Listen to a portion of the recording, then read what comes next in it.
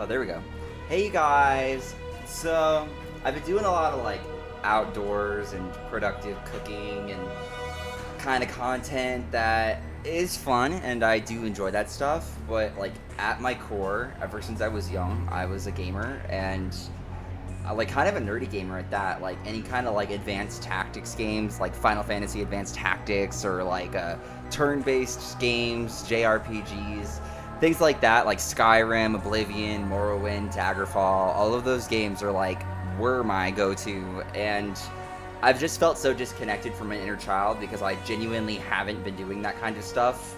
I was like going through like a metamorphosis, but I feel like I'm finally back at a place where I actually would enjoy playing a game again.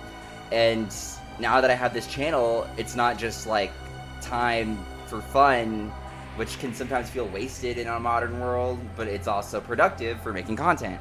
So a game that I've actually known about for a couple years now is called Stoneshard, right here. It's in early access, but the game came out like maybe 5 or 6 years ago, more or less. And it's had so many updates since then. Like, they've been updating it religiously, like, over the years, and I'm so grateful to them for that, because this game has come so far. But this game is basically like a pixel art, turn-based child between Skyrim and like Elden Ring. You'll see.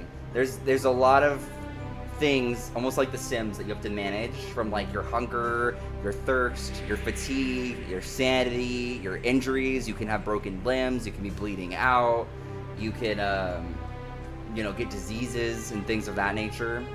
Also, the combat is like chess. It's literally like, if you don't think about each turn, you can quickly fuck up and die. And in the vanilla game, dying means a huge amount of time wasted having to walk back from your last save point at an inn or a bedroll somewhere in the world. But since I've played this game for years and I've done so many playthroughs to max level, like off screen obviously, I actually am going to be using a mod that has quick save anywhere in the world. It's the number one like requested mod of pretty much anyone who plays this game.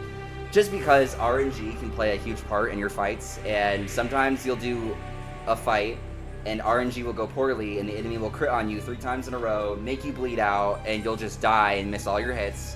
And other times you'll get a crit on them and decapitate them on like the first 2 swings and take no damage. And the only difference was a quick save in RNG. So in the interest of not having to turn this game into a walking simulator for hours every time RNG deals me a bad hand, we're going to use quick save mod, which allows you to just press F5 to save anywhere at any point.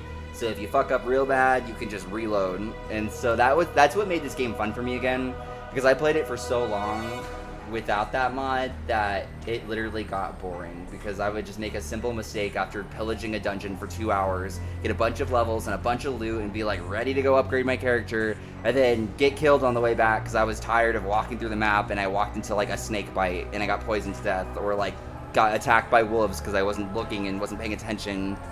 And so quick save's a lifesend. But let's go ahead and get in there. So the only mods I'm going to be using are going to be quick save, speed up the game if it just makes walking around the huge map a lot quicker and saves your time. And then I'm going to personally have 3 times the XP on, and that is only because this is like my 20th character, and while I think the XP rate is actually a really good rate if you've never played this game before, and it gets you like where you need to be in terms of money and level by the time you're at the content you should be doing, I want to test builds and theory craft builds, because there's so many skill points and so many different like skill trees and weapon types in this game, and it can take like an hour to level up and get 1 skill point to move a little bit further into one of those options. So I'm just going to put 3 times XP on so that I can be able to have a little bit more respect to my time in testing out the different options. But come along with me. This game's honestly so much fun. If you've ever liked Skyrim, or you like any kind of pixel art stylization or turn-based strategist tactician combat, this game is for you, I promise you. But without further ado, let's begin. So for this playthrough, I am thinking of probably trying to do... The prologue is just a tutorial. It gives you like a base story character and some stuff to beat like a trial dungeon to teach you the game. But then as soon as you beat it, you get spat out right here. The caravan is gone. My leg is... If I knew I had to deal with an entire cult of devil knows what, I'd think You get right thrice here. before getting into the whole mess. I'm too old for an adventure like this. And you don't keep any of the stuff from the prologue adventure, so if you've done it once, there's no point in doing it again. So if you want to play this game, do the prologue. It's a tutorial, but just the time to learn. If only I could have a good talk with Gwynel right now. I'd ask him what the hell is Gwynel. going on. I've been doing this for 30 years, but I've never found myself in such a tough spot. I need to get back to Bryn. I'm not up to going there by myself, so that's why I sent for you. Do you remember how I helped you out back then? Well, time to return the favor. Damn, it's been so long. Tell me, what have you been up to? Oh, girl, you know, I've just been out here. So, right now, the base game has 4, 5, 6, 7, 8. Eight starting characters that have different lore, different unique traits that are like really powerful passives, making each character different. And they have different starting weapons and stats trained to kind of give you more preference to certain playstyles. There's been a character creation option on the roadmap for a while now, but they said that it could cause so many problems with balance that while they are planning to release it, there's more important updates to the game that they want to release first before playing with something that will make balancing the game a lot harder. So, coming soon, but not yet. So, starting with one of these 8 options, let's look at what we got. Velmer. So, really what you're looking at here is what affinities do they have and what unique traits do they have. The story is fun for lore, like you might get different text response from NPCs, but it's not going to affect the outcomes of anything, so the lore is just for funsies. If you want to read it, you can read it. But they actually changed in the latest update, Rags to Riches. They changed these passives a lot. They used to be completely different, and so now I have to kind of like refamiliarize what they do. But I've already kind of like played this the other day and looked at all of these, and I had kind of decided that of all of the passives, I don't know what Hilda's does because I haven't played her yet. You have to like hunt animals and then butcher them, and you can get like hunting trophies that you sacrifice to this trinket she starts with, and it basically permanently upgrades the stats on it, which could be pretty good, but these other characters have stats that just will give you bonuses for just playing the game normally, like leveling up or putting points in, which are really strong, and I feel like I'd rather just do that instead of some whole side gameplay loop to upgrade one item that may not even have good upgrade stats that I don't know of. So if it told me here like what the stats were, I might choose her, but I don't want to have to go through building a whole character just to find out it's like +1 health or something, you know? So we're gonna go with this guy, Leosthenes. I can't even pronounce that. It's from a different time. He's basically from this other empire where they trained young boys to be like royal guards, and they had to be skilled in physical combat and magic, and it was like a really shitty place where if you even like sneeze out of line, they'll like beat you and have your mentor executed. So this dude like got trained there to be strong against his will, sold as a slave, but became very powerful under their training, and then finally was able to escape them to this other kingdom where we find him now. And his unique trait is Might and Magic, so grants 1.5% magic power for each ability point invested into weaponry trees. So if I invest into my weapons, I get better magic power, and then 1.5% weapon damage for each ability point invested into sorcery trees. So for every point I put into my magic skills, I get 1.5% more damage on my weapon strikes. And then also 2% experience gain, 2 max health, and 2 max energy for each ability point invested into utility trees, which is like the survival tree and like butchering animals and making a campfire and stuff like that. So we're going to go with him just because those are solid bonuses for just putting my stats, what I was going to do anyway. And in addition to that, he already starts with some pretty good skill trees. Like Armored Combat, Warfare, Geomancy are pretty good. I use one other mod, and it's called More Starting Gear at the beginning chest. When I pick my character, there's going to be a chest upstairs, and if you paid for the $10 DLC, that's where they would spawn your free items. They're not strong, but they're like cosmetic items that basically are good for like the early game. It'll help you out a little in the early game getting started, but they're definitely not worth getting if you don't want to spend $10 on it. Don't even sweat about it. They're just like base stats and like a small cosmetic. But you can use a mod to add any skill book you want there.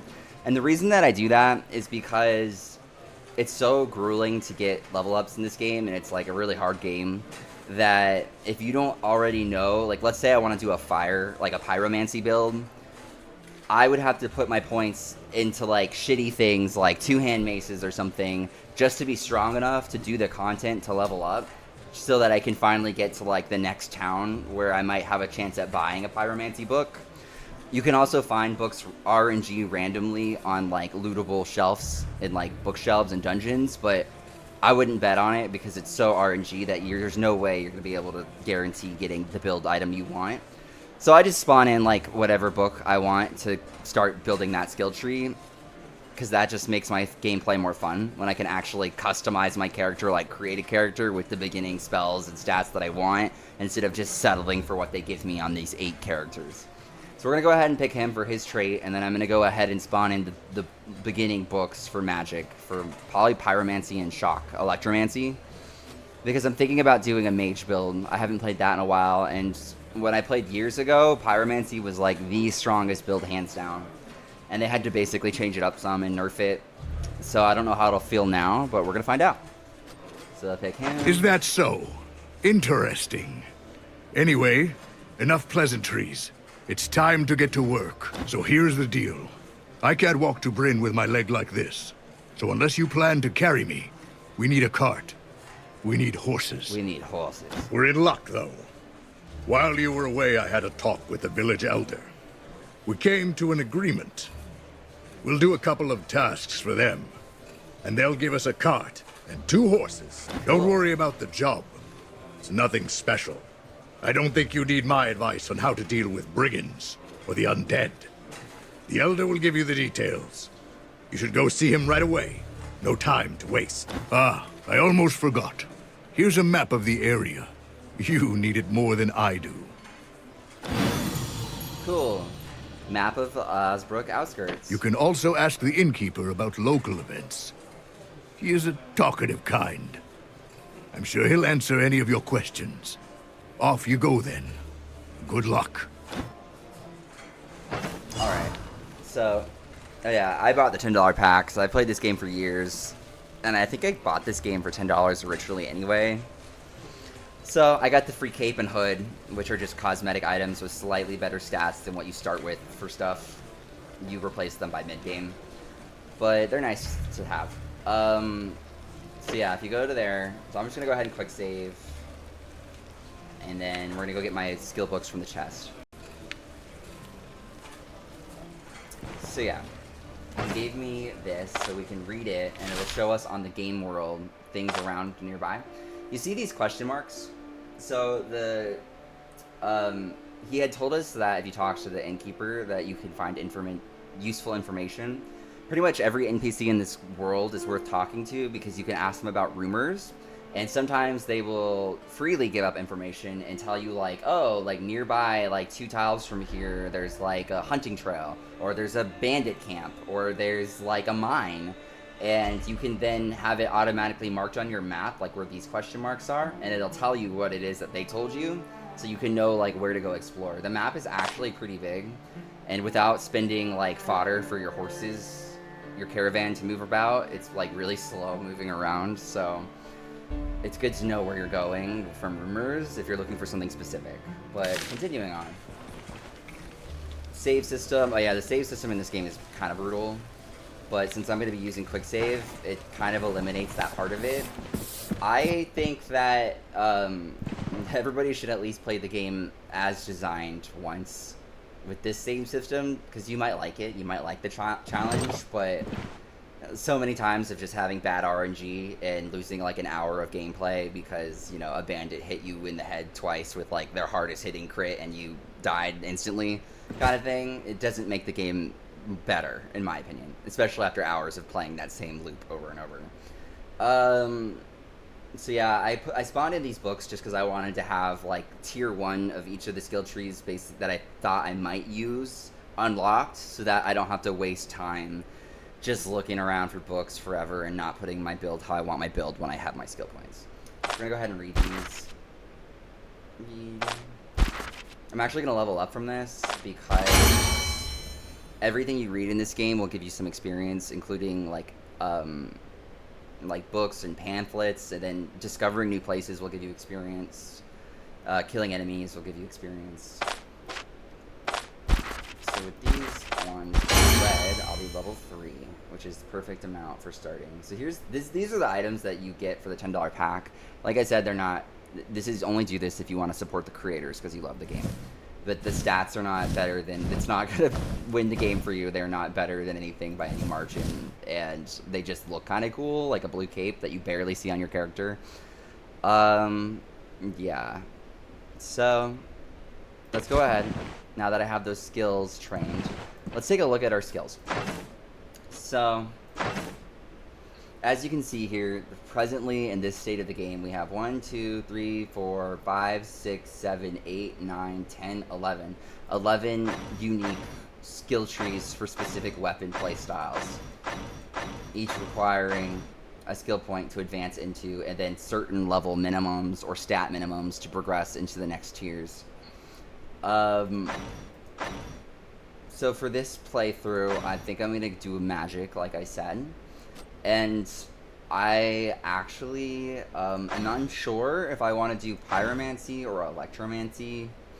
Geomancy is less of like a damaging magic school. It's almost like druid paladin support magic. It lets you like cast like stone armor on yourself for better resistances and better control, crowd control resistances and survivability. It lets you put up these like runic boulders, which those are really good for like knocking enemies into better positioning or blocking line of sight of like rangers, and gives you stuff to hide behind. I literally sometimes take runic boulder because you can throw it up behind like a fleeing enemy. Like if a ranger is trying to kite you, you can put it up behind him and it'll knock him further into you to where you can trick his AI into coming towards you instead of running away. But since I'm going to be long range, I won't need to do that. I won't have to be chasing down anybody with melee. So we're going to go ahead, and I'm thinking either, I mean, pyromancy's probably the way to go, but I've never really done a full electromancy build, so I'm like really curious to see how it goes. But the only problem is electromancy's good for like fighting lots of different enemies at once, but if you're fighting like a boss that's immune to most crowd control, this is like low damage and crowd control effects that he'll be immune to, versus pyromancy's got things like damage over time, like burn effects and all kinds of damage buffs and huge nuke numbers that are good against single target or groups of enemies, as to where electromancy's better for suppressing groups of enemies but not as good against single target. At least in my limited experience, I've only built like halfway into the tree. But I think for the sake of today's video, I mean, I could do a hybrid build, but I've kind of found like the more that you go into all different directions with your build, the harder the game is. Like the game really amps up your strength getting deeper into one skill tree, as opposed to having like 3 points in 4 different skill trees. You know what I mean? And if you aren't strong enough by like, you know, level 10, when you're like there to take on the content, you can brick your save because you're just not strong enough. If you pick like 5 passives out of your like first 10 points, you're probably not going to have enough active skills and like options in a big battle to really be effective. So you have to be really careful. With that said, I just think that fire is probably the way to go because it's stable, and I want to see if it's as strong as like 2 or 3 years ago when I got to max level playing a fire witch and I was just dominating everything, and it actually kind of got boring because I was so strong. I know they've massively reworked how magic works with backfire chances and stuff, so may not be the same experience, but we're going to find out today. So we're going to start with our fire barrage. It's like the basic, you know, noob magic spell. And it goes on your skill bar down here. I'm using a UI plus mod that gives me an additional skill bar and tells me the time of the day, shows me my block power, my backfire damage, just other variables that the base game doesn't really make obvious to you that are important to know. So I've got 3 more skill points. So I'm gonna go to Magic Mastery. So yeah.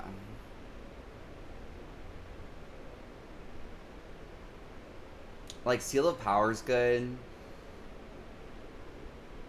for damage, but you'll find that if you're playing like a true mage, there's a concept called backfiring, which means every consecutive spell that you cast will increase your chance to basically have your magic backfire on you by like 20%.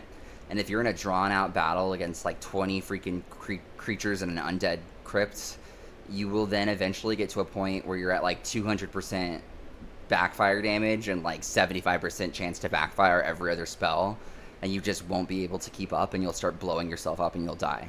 And so I thought this spell, Seal of Finesse, was dumb because I was like, oh, that's just lame. Like, why have just some backfire and fumble chance when you could have like all these power and range bonuses?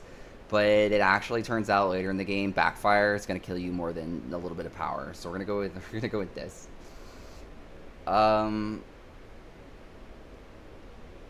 Even though I feel like I wouldn't need it till I have more spells, but I can't get more spells until the 2nd tier. I have like this and that. Give me 1 sec. Let me think about this.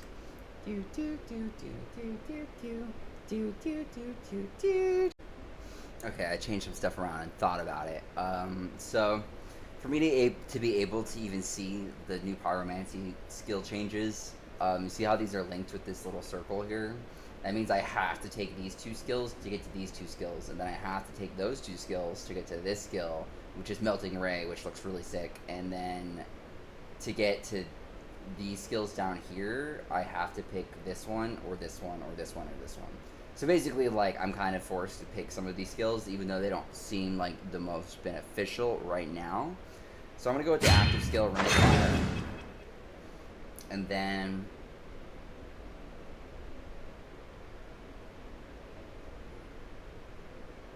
I'm going to go with this.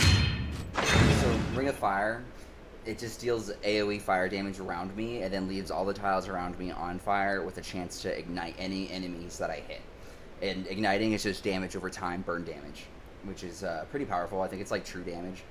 And then this one, Baptism by Fire, it gives me additional pyromantic power for each burning tile or enemy within vision, and it doubles that power bonus if they're adjacent to me. I also get a passive 33% fire resistance that resets for 6 turns if I take fire damage. So that just lets me have the ability to walk through my own fire without taking that much punishment. So for this build, I'm probably going to do... On one hand, I could go like Glass Cannon and do Willpower, because every 5 points gives you additional magic power percentages, 7.5% magic power. It also lowers my cooldowns and my ability costs, but I think Vitality is probably... Perception, Vitality, or Willpower are good for mages, because Perception, it will give you additional vision, it gives you longer range on your magic, which lets you kite your enemies, and then additional magic... It says crit or miracle chances. Miracle is just the word this game uses for a magic-based critical hit. So 5% crit to my spells. But the accuracy and the bonus range and vision and crit are huge. But I think I'm going to start with Vitality. Reason is, as a mage, you play off of your energy bar, which right now I have 104 energy. And as you can see, it takes 11 energy to cast that, 15 energy to cast that. And other actions and abilities will all use energy as well. And if you run out of energy in the middle of a fight, you're done. You have to either run away or just die. And nothing's worse than that. And not only will it build your energy, but every 5 points you'll get additional max health, 15 max health, and block power recovery and control resistance, which aren't super useful for a mage. You're really not supposed to be melee benefiting from that, but sometimes you will be and it might help. But really we're just looking for that energy pool, the energy restoration, and the max health.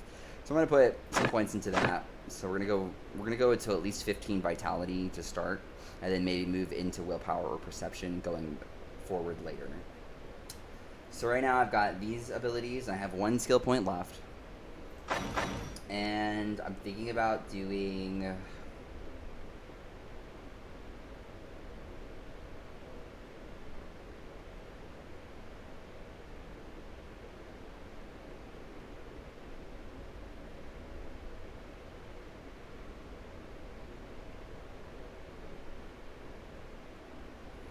want to use Seal of Power, but it only lasts for 5 turns.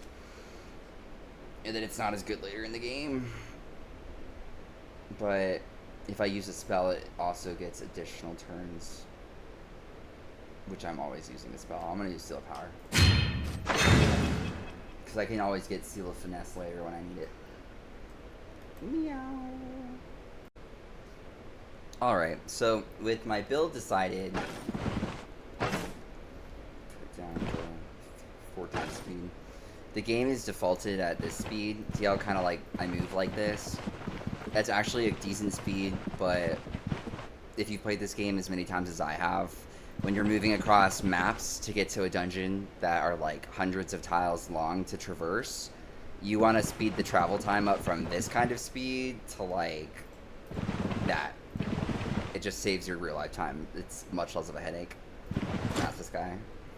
Ah, these commoners. Can't you see I don't have time for your trivialities? Who am I? Who are you? And now that's the question. Don't bother with pleasantries, though. Your appearance speaks for itself. Damn, girl. I just got read to filth, and I'm like level 1 or level 3.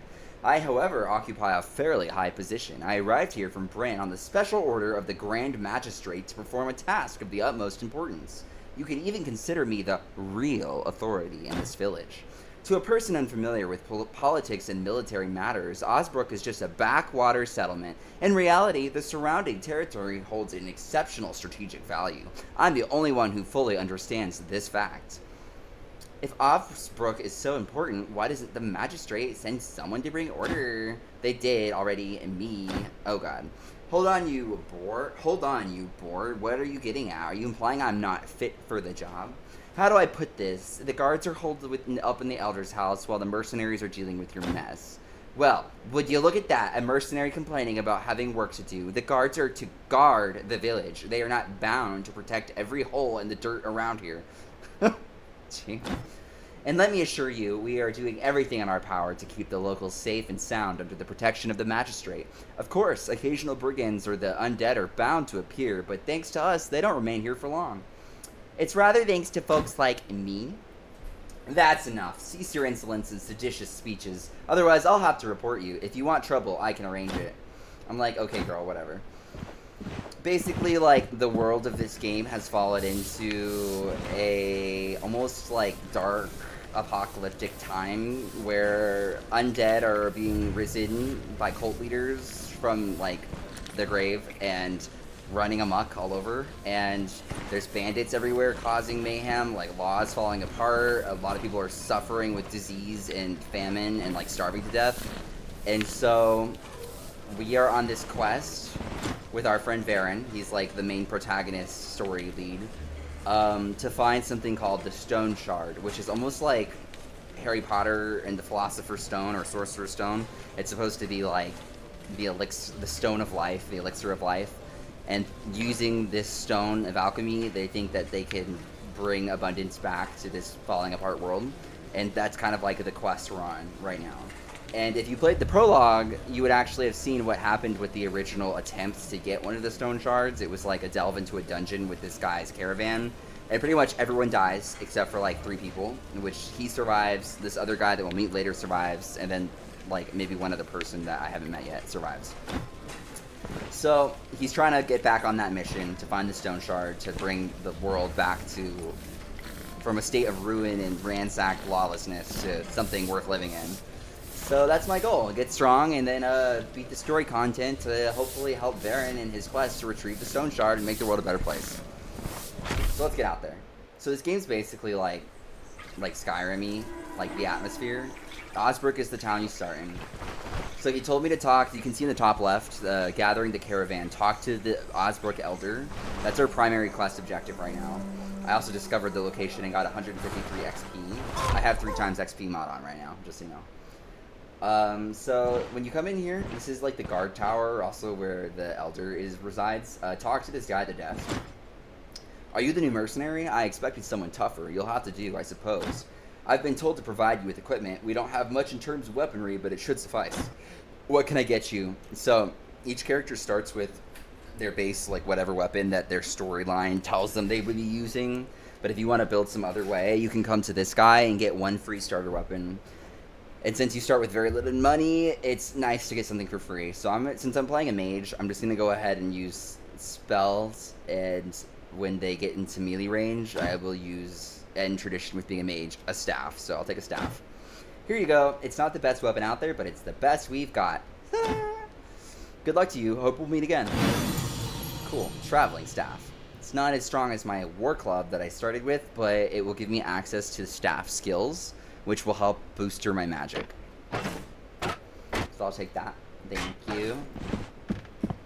You can also switch to an offhand by pressing W. Right now my offhand's empty, so I'll just put my warhammer there to free up my bag space. So this is the Elder. We're going to talk to him. This is also where you'll be getting your contracts for the first village. Contracts are like dungeon quests that you have to do to get reputation and money, and they're also really good for loot and XP. Ah, so you're that friend of Varen's. Varen didn't tell you, we haven't had capable mercenaries in Osbrook for quite a while, so there's a lot to deal with. Gangs, cults, the undead, lots of places around here attract filth like that. We don't have many guards, so I can't afford any of them dying. That's why I need a mercenary. And what about affording a mercenary dying? I might have to put it a bit bluntly, but that's what you're being paid for. You take big risks, and I reward you well in return. It's only fair. Let's get to business then. I have several contracts available. If you fulfill a couple of them, then we are even. You'll have your cart and your horses, so what do you say? Alright, so we have to get a cart and a horse to start our caravan, so we have to get good reputation by doing contracts for this elder. Very first contract available is called Bandit's Den. Only one contract remains, Bandit's Den, ready to discuss it. Bandit Den, the roads around here are plagued by gang holed up in the fort at the outskirts. They're dead set on looting every trade wagon that passes through. It's time to put a stop to this and show what happens to anyone who thinks they're above the law. Head to their hideout and kill every last one of them. In return, I'll make sure you're richly rewarded for your efforts. I accept. You can also ask about more information, but it's a bandit dungeon. I've done this a million times. You'll see. You have 3 days, starting now. Don't forget to claim the reward once you're done. Oh, that's a fun part about this game, is that some of the contracts, well, all of the contracts are timed. You basically get a time limit from the moment you accept it, and that's relevant considering how your stats, such as like your level of hunger, thirst, intoxication, pain, fatigue, immunity, affect your ability to basically fight and perform well.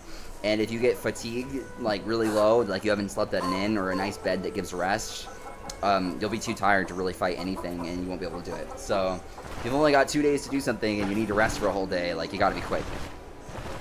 So before we go out there, the number one thing that's important to do is, so let me go back to the inn real quick.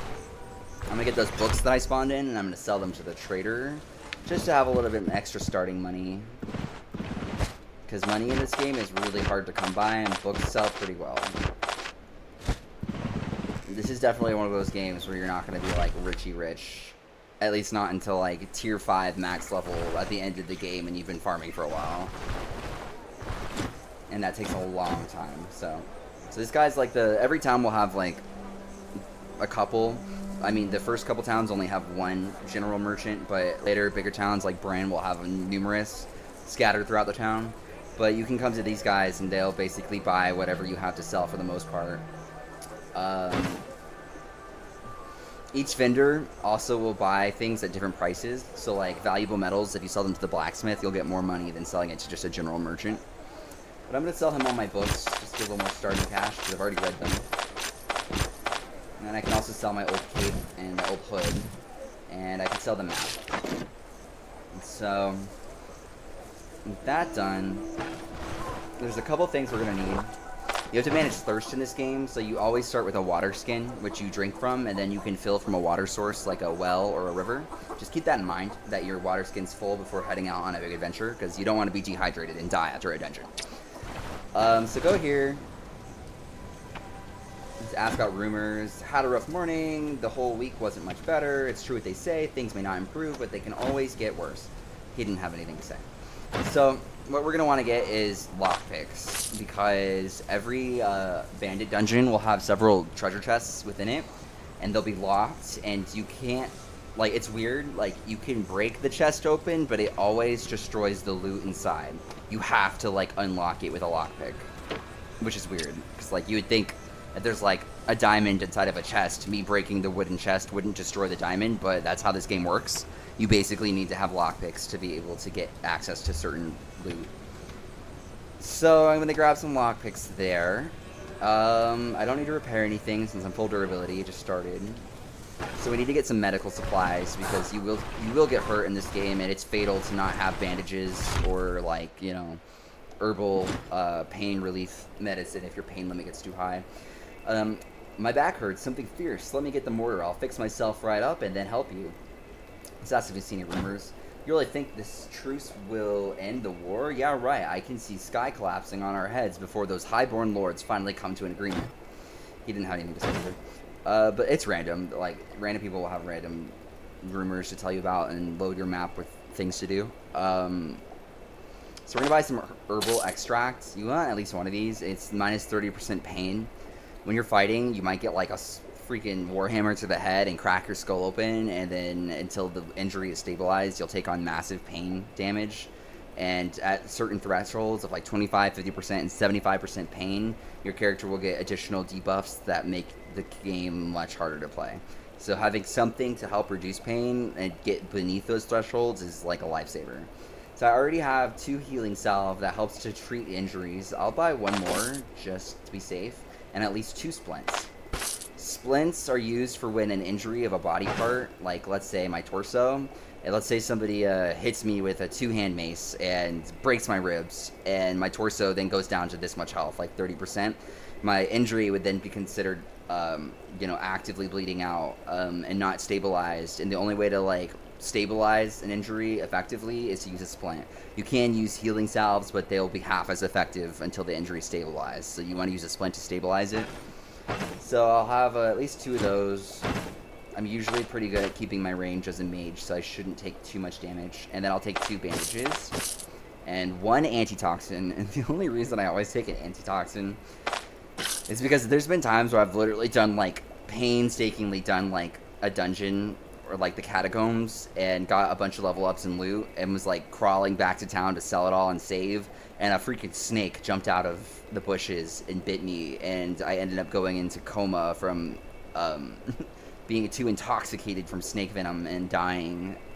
So having 1 item like this will literally save your ass sometimes. So just 1 thing for pain, 1 thing for intoxication, some bandages, and some healing salves and splints should be enough medical supplies to survive most encounters. So go ahead and quick save with F5. Check my map. So my first mission is Fort at the Outskirts, which is just slightly northwest of where I am now.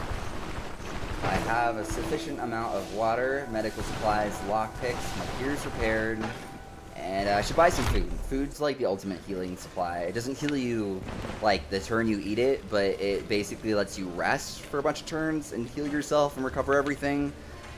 Like, you can rest with the R button, and it basically passes time quickly and will help to regenerate your wounds and heal your health, but you also get hungry, and you can starve to death. So having lots of food gives you more options for resting and recovering. I like to get things with immunity on them, because immunity will help to passively remove your intoxication from all sources, including drinking alcohol, being hit with poison attacks, being hit by a snake bite, things like that. Just enough for me to be out there. Alright, this should be enough supplies. I like to play it safe, because I hate wasting my time. Alright, so now that I have all the supplies I need, food, medicine, lockpicks, gear repaired, I also have these, there's like tools in the game, like throwable weapons, but since I'm new, and the enemies are really weak early, well, they're like average, and there's no really weak until you're high level. I'm gonna sell this because I'd rather get the money for it rather than just hitting 1 enemy for acid and fire damage. And I'll sell this too. This can be really useful for healing yourself in a pinch if you're about to die, but yeah, I'll keep it. Actually, never mind. It might save my ass.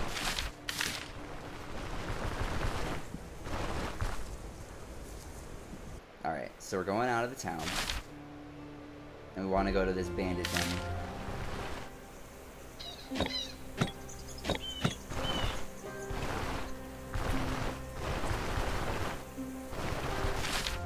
There's like a fog of war everywhere you haven't been, so you have to like discover it. and the map is always changing. So you might walk by a place you've discovered like a couple of days later, and there'll be bandits there suddenly ganking you and ambushing you. So, you know, the world is very alive. You have to be careful when traveling.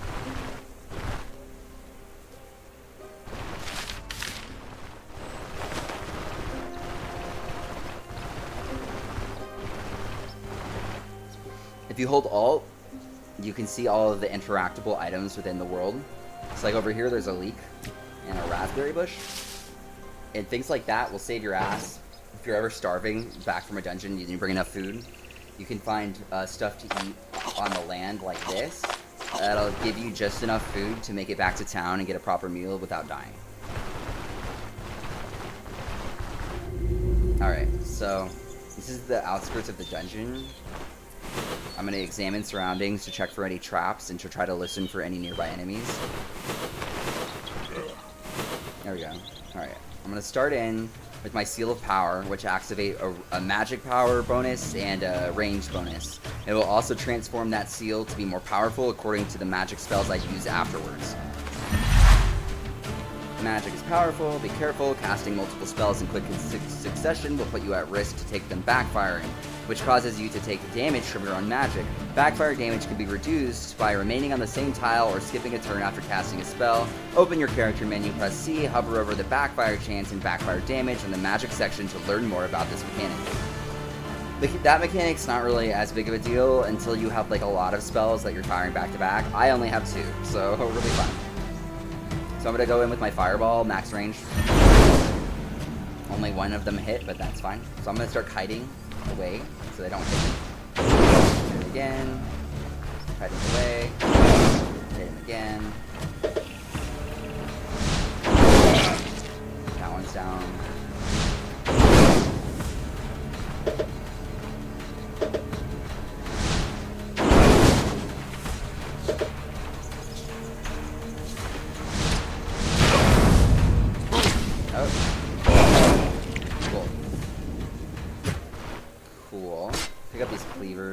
There's a quest from the blacksmith where if you bring him like 3 homemade swords or battle cleavers, you can turn them in for a bunch of money.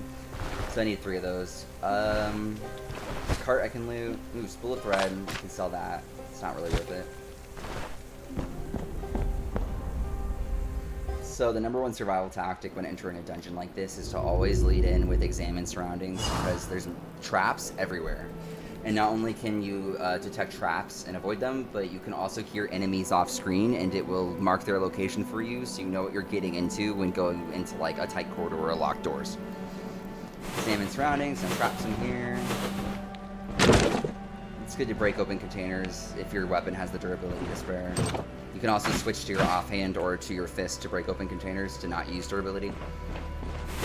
Looking around. I'm gonna loot their den. Take the garlic.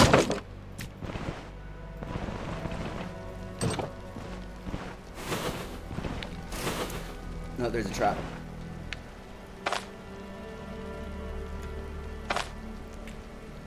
I'm gonna try to disarm it.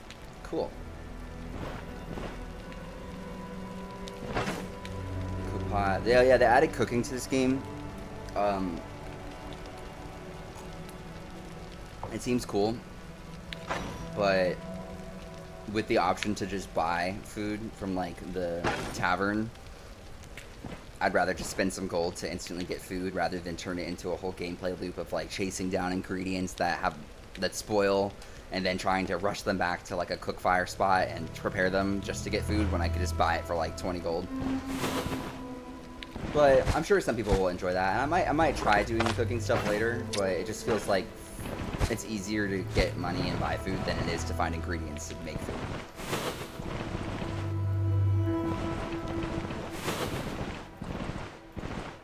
Bro, this dungeon is like empty. There's normally like enemies like everywhere at the beginning. Like, oh, there they are.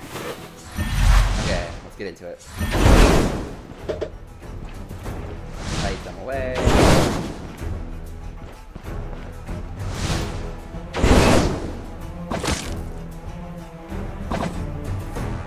Oh boy.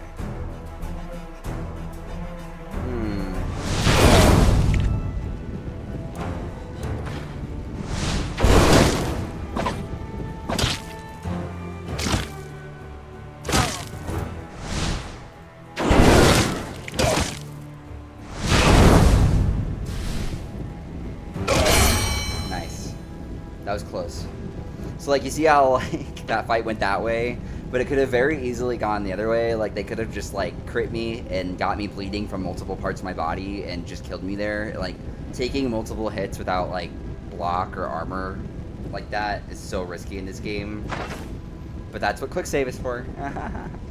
So we're gonna put my point into vitality. We're gonna keep building that max energy pool and get some more health.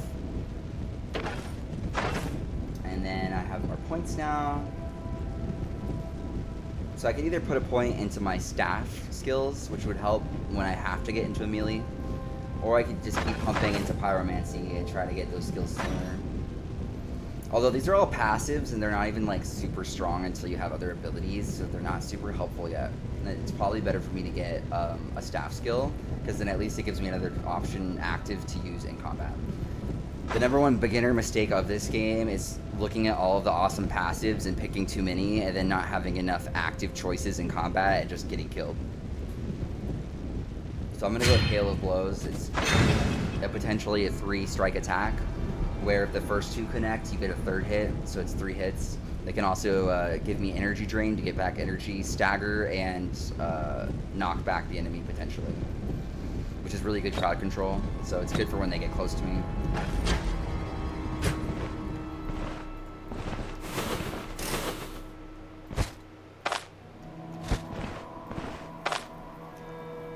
I don't have a crowbar because the first blacksmith doesn't sell one right away.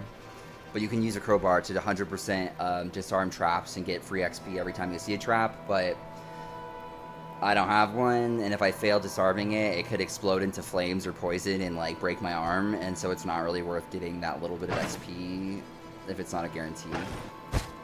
You can also level perception to get a higher success rate at disarming traps, but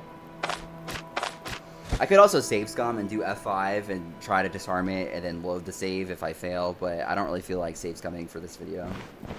I only want to save like maybe 2 or 3 times in a dungeon before major fight rooms, not like after everything that happens. That way there's still some element of challenge and not save scummery.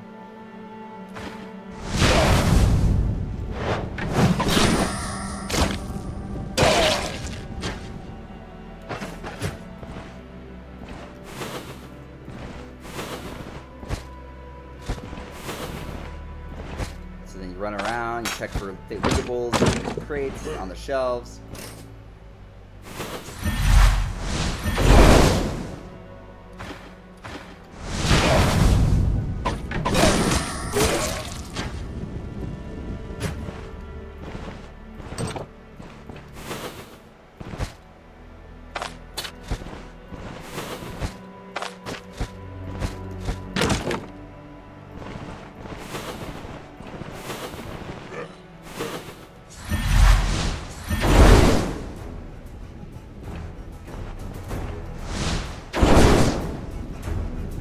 This guy has a spear, so his range is going to be +1. If he gets within a tile closer, he'll be able to hit me. But that's fine. He's going to hit me anyway.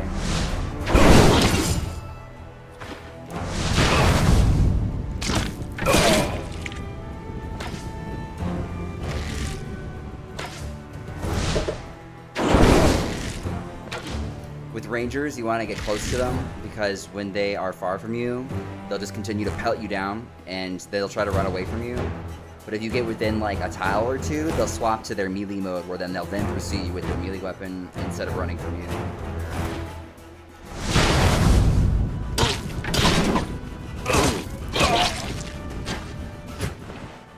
Disarm this trap. Nice.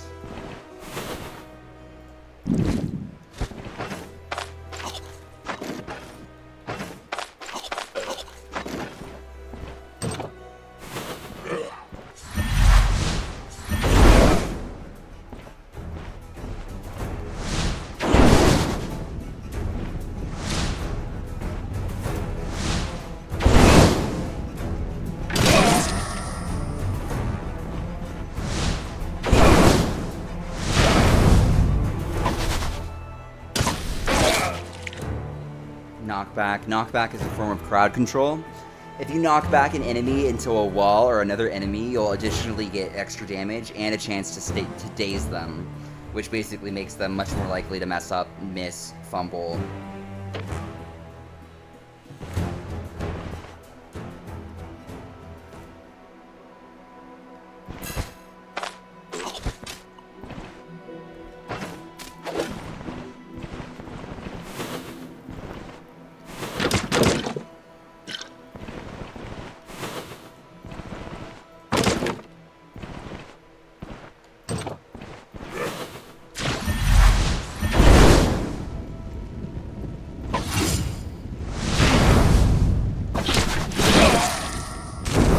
Oh god. That spot was not on fire when I first joined. But I thank God for that passive, that 32% resistance to fire.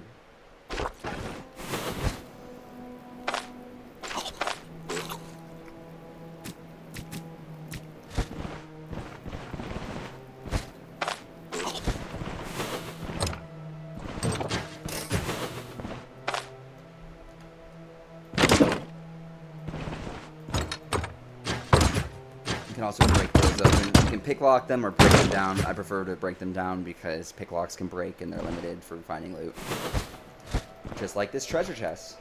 I usually save it for a treasure chest because you can get the worst RNG and break all of your picklocks in a row, or you can get lucky and literally just open the treasure chest without breaking a single one. Just like that. Iron ingots are used for a quest line with the blacksmith, but they're not used for anything besides selling outside of that. Which is weird for a game with crafting. You'd think iron ingots would be used, but maybe later. Maybe they'll implement that. Or maybe they have implemented that and I just don't know about it. Okay, this is a boss. So you can inspect an enemy and you can see what their abilities are, some lore about them, and then their like resistances and key things like health, energy, will to fight, armor.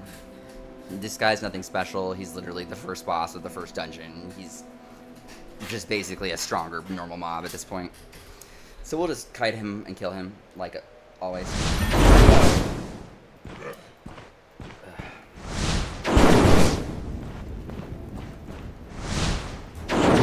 Phone call. Okay, so boss is 40% health.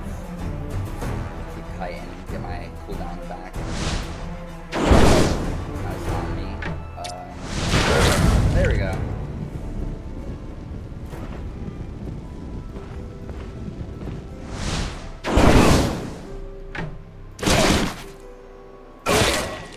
Cool. Easy peasy.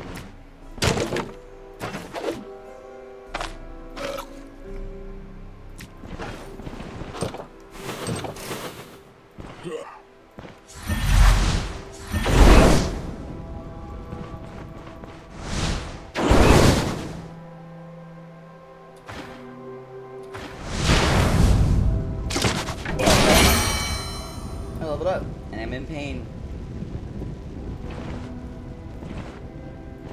That's full.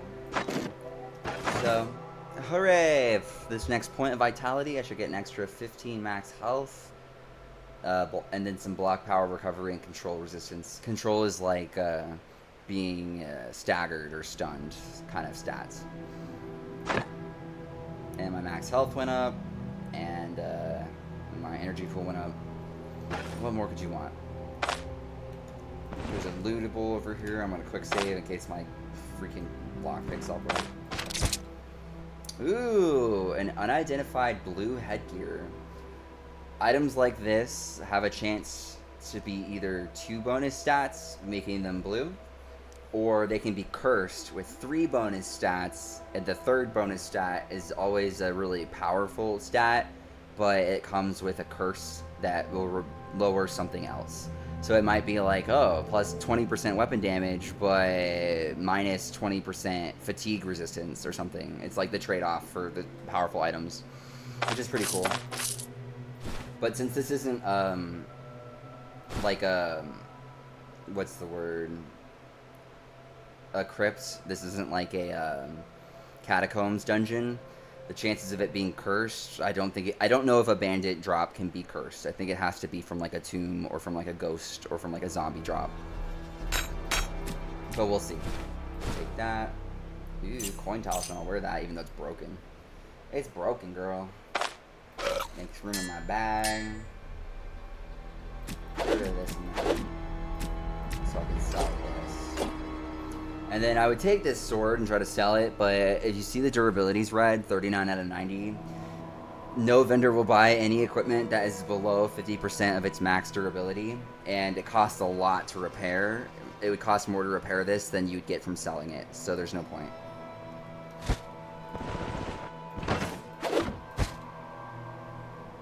Ooh, I can identify. So when they're like this, unidentify headgear, you have to find a identification scroll in the world, and that will reveal the properties of the items. So let's find out if it's just a 2-stat blue or if it's a 3-stat cursed. 2-stat blue, but it's magical headgear, which is actually way better for me than what I have right now. 9% magic power and 1% magic crit, magic potency, cooldowns, health, and health restoration. I'll take that. That's nice. It's way better than what I was using, even though that's from the DLC pack. Okay. Make this cheese, make room for the loot, and then with that, I will be ready to go back to town.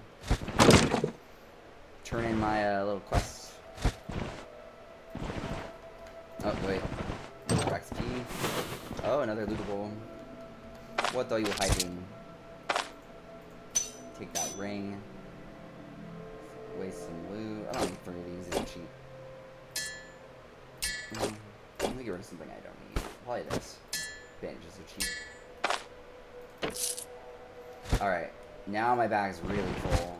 Let's get out of here before I see more loot and I'm like playing inventory Tetris all night. More loot! I just want to make sure I get all the XP.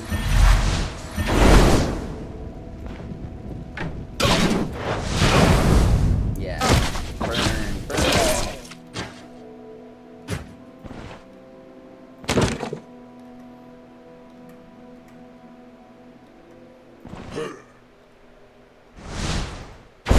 Ah!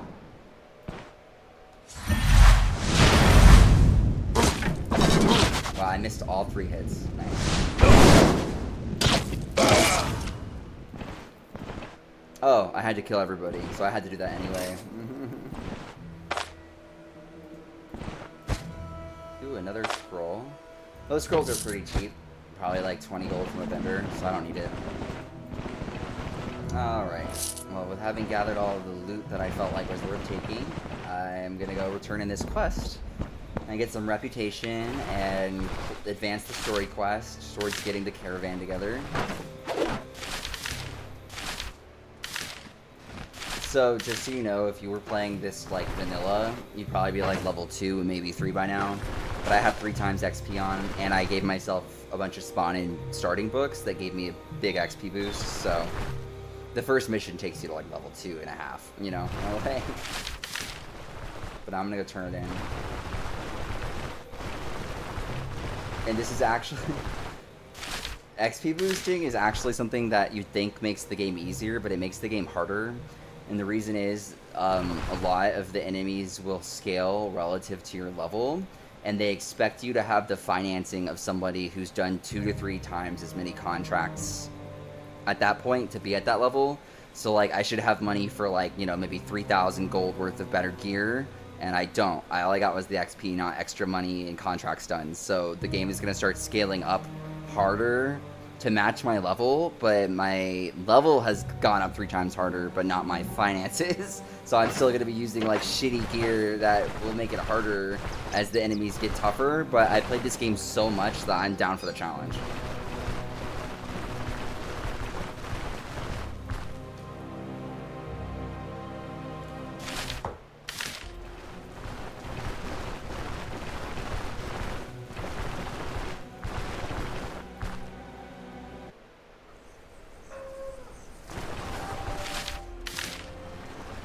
Osbrook. Let's see.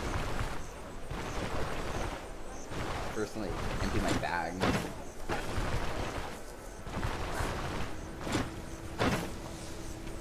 Sell all my valuable metals and gems to this dude. He pays the best. Repair anything that I can. And sell whatever else is left over to him.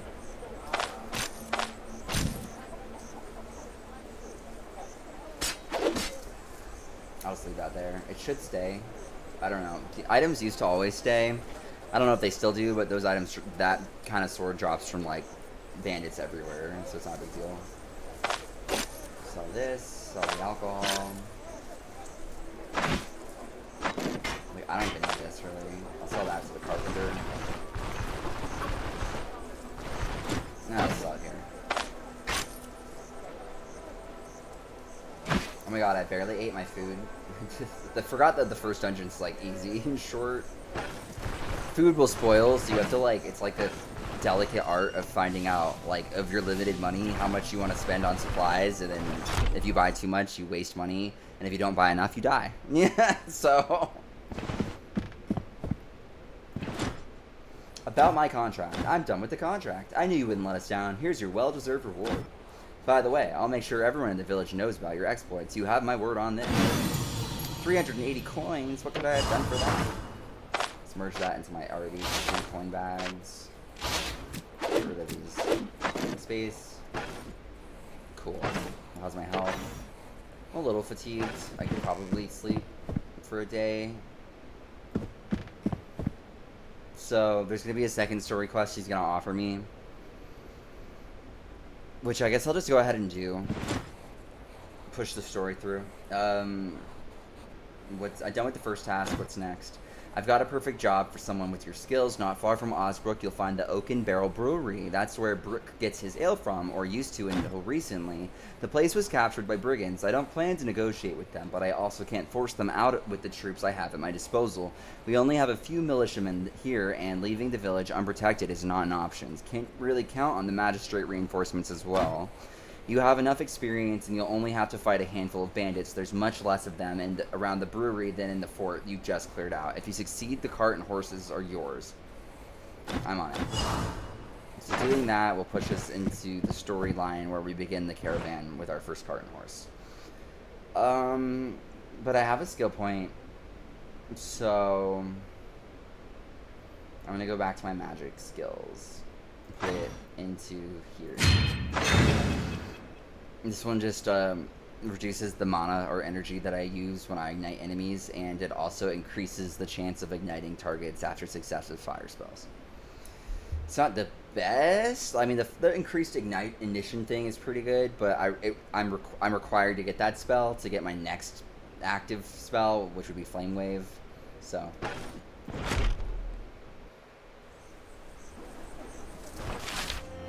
Alright, so... You know, I'm not even going to sleep because, I should sleep. There's no time limit on the story quests.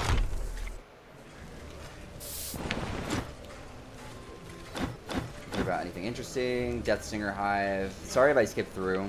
A lot of these more generic NPCs that aren't the storyline, they aren't voice acted, and they say kind of like randomized similar stuff, like, oh, near here there's a bandit den, or oh, near here there's a hive of dangerous bees, you know?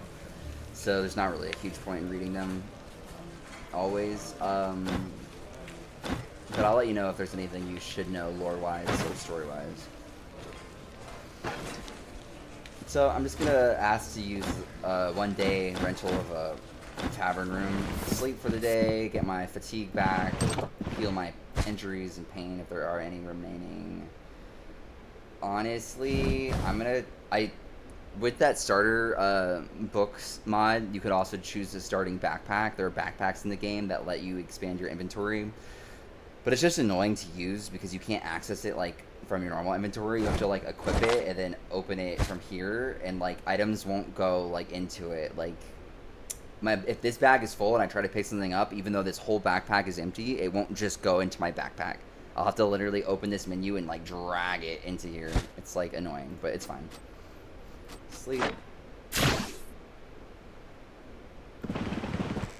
So when you sleep, you get a bonus called Vigor.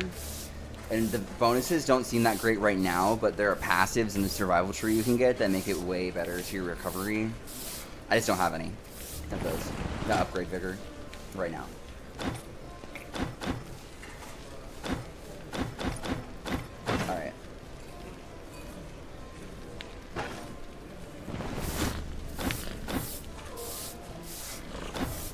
Got enough food and enough medical supplies to go where I want to go. So let me just put this quest item in the chest so it's not taking up space. So I can have it later. And then I'll go to the water fountain and fill up my water skin and take a drink because I'm thirsty. And then I'll go to that second mission.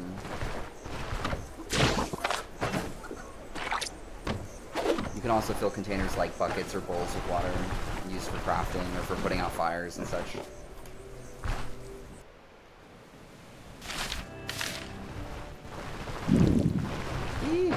Speak of the devil.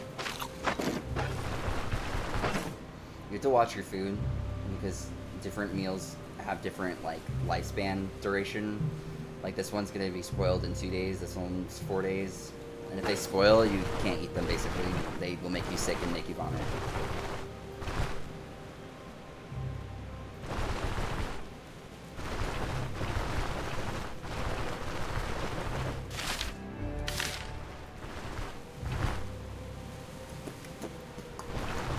Going to the brewery to fill in my mission.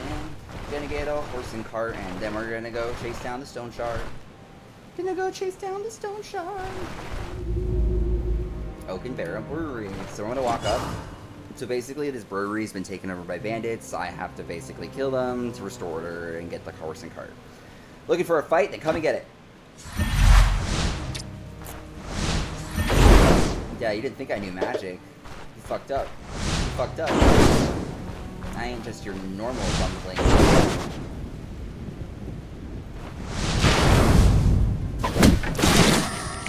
So, oh god. He's gonna call everybody. So here's a trick that you can do if you get spawned with too many enemies at once. They will only follow you to another map if they are within like 5, like 1, 2, 3, 4, 5 tiles of you. And so I can basically isolate this guy from this guy and the like 2 other guys that are coming and take them in one-on-one fights instead of taking them in like 1 versus 3 where you're gonna die. So I'm gonna move to the side map.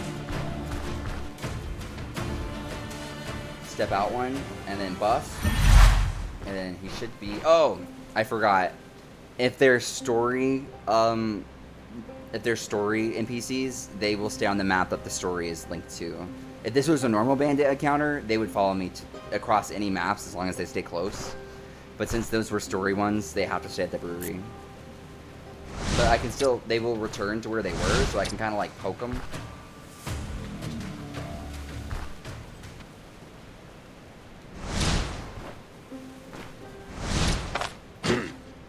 Wow. Y'all just gonna pretend I'm not here. Fine. So they reset to where their initial locations were, so now I can re-engage.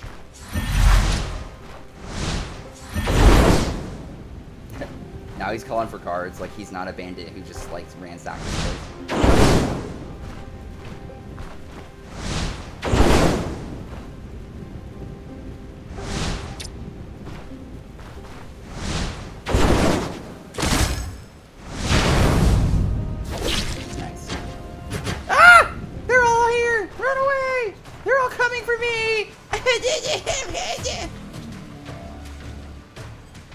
That mission's actually pretty hard because there's a lot of them. Like they'll fuck you up. If they all get on you, they'll fuck you up.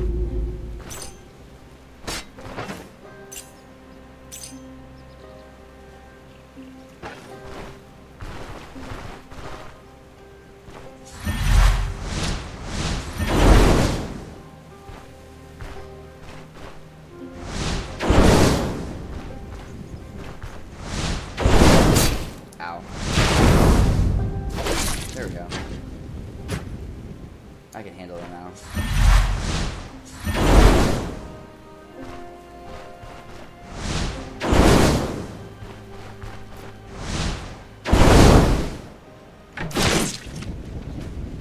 Yeah, the key is to separate them and positioning so that you're never fighting too many at one time, especially as a mage with no armor and no shield, because you'll get stabbed in the ribs and start bleeding out and you'll die really fast.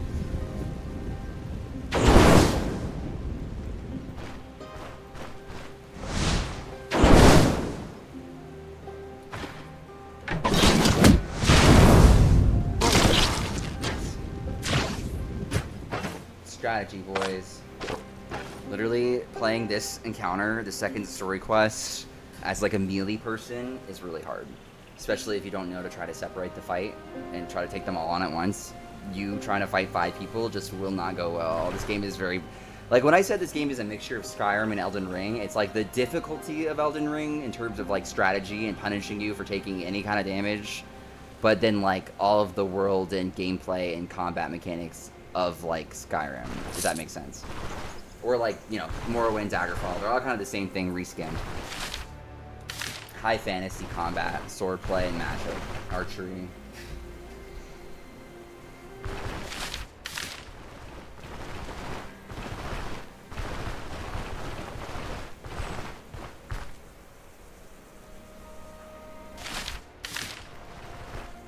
Oh wait, actually, let me go back.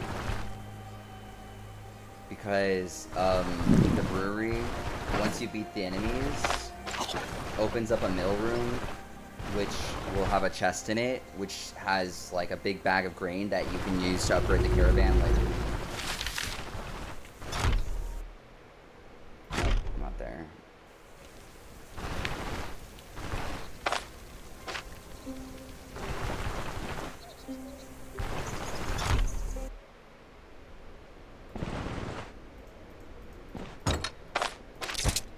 Ta-da! Sacks of grain. Sells for 280, but you can use it to upgrade something in the caravan, which is what I'm going to use it for in a moment. These things wouldn't sell for hardly anything. I'll take the pot.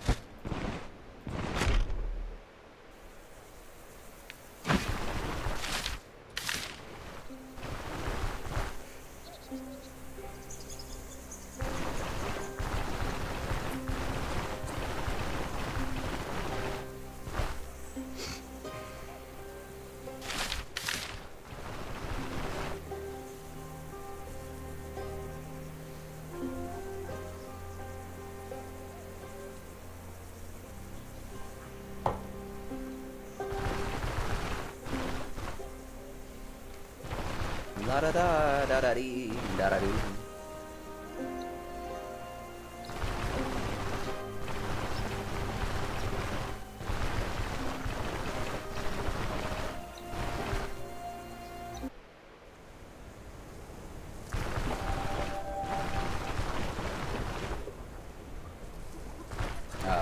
Well, so all the NPCs have a schedule. If it's during like work hours, they'll be where they're supposed to be in town, but at the end of the day they either go back to their houses or they go to the bar to drink and hang out, and then they won't let you do what you're supposed to. This is technically the elder and I should be able to turn my quest into him, but he is getting drunk and doesn't want to talk to me, so we're gonna just rent a room and wait till he's back on the clock to turn in my quest.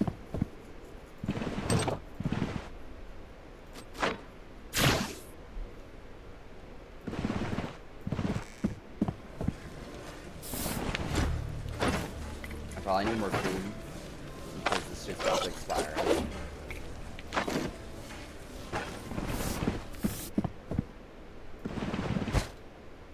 Put that there until I have the caravan going, so my bag's not just full as shit. Okay, go turn in my quest. And then once I do that, Varen should have all those things we need, the cart and the horse, to start our mission and move to the next location. And advance the story quest.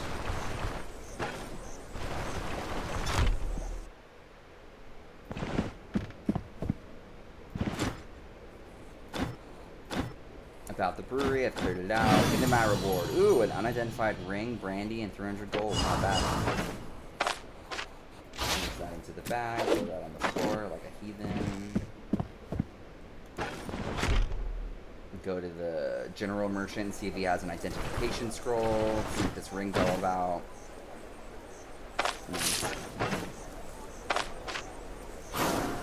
Ooh, it's okay. It's good for early game.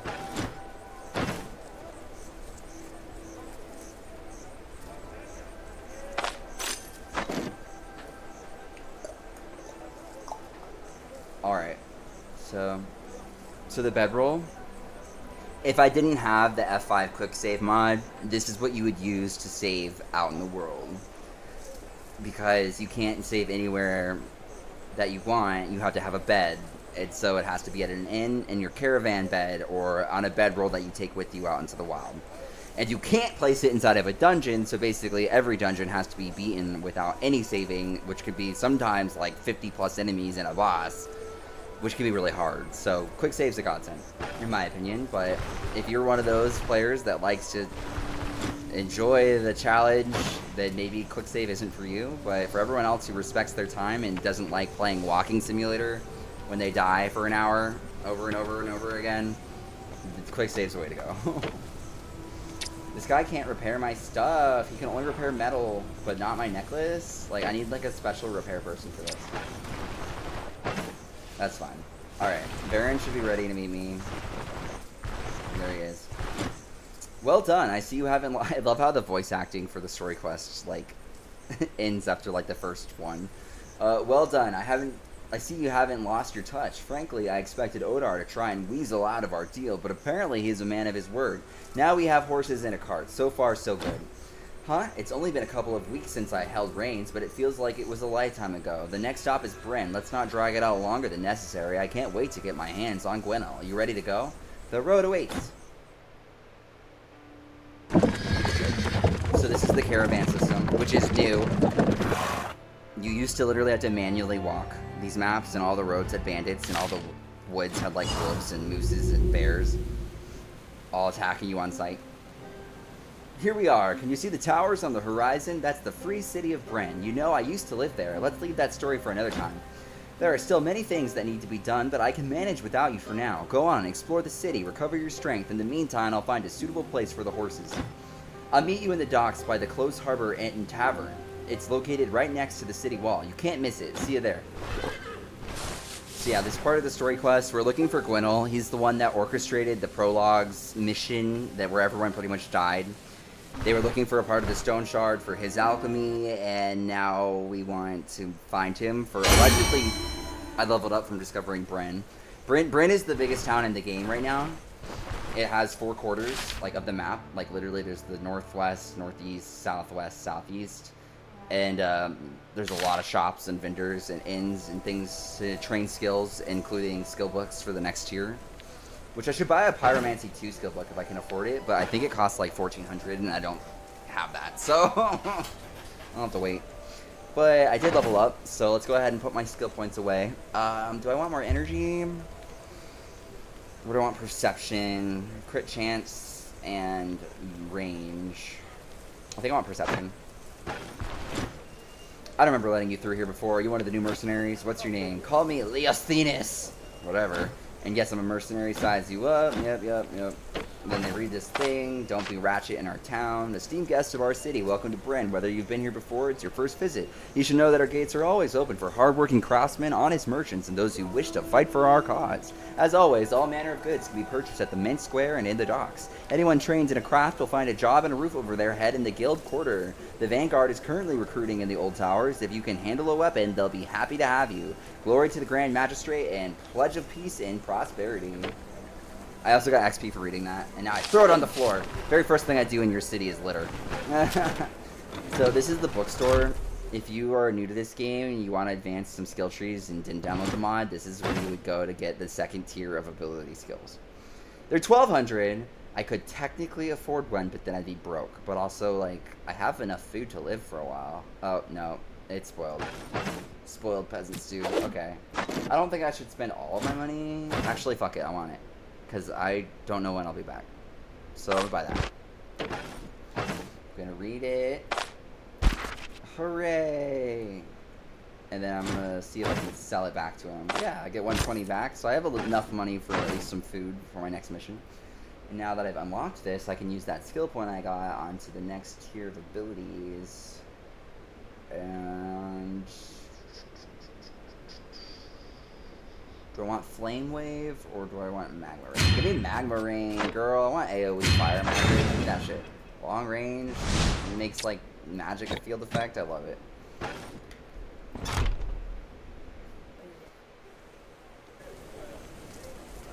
Alright. So, I have to go meet Baron at the Dockside Tavern, which is, like, the poor area of town. So that we can look for Gwynel. my god, charcoal? I need those.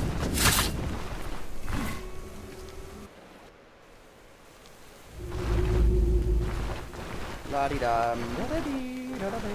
Drink from the well.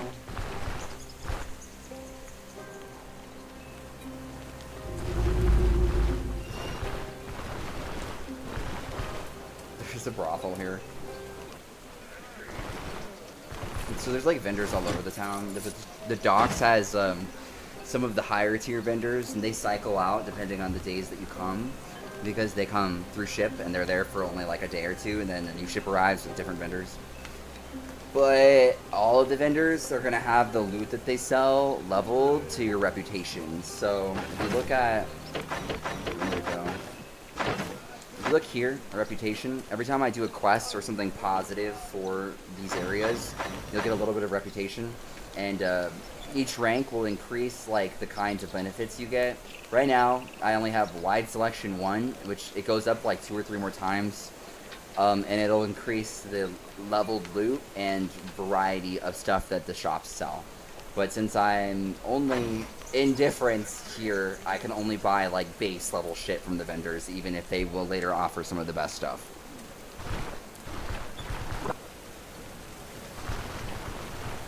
So let's find him. There's Varen. Hi, Varen. Oh, you're finally here. I was beginning to think you got lost. Wouldn't be the first time.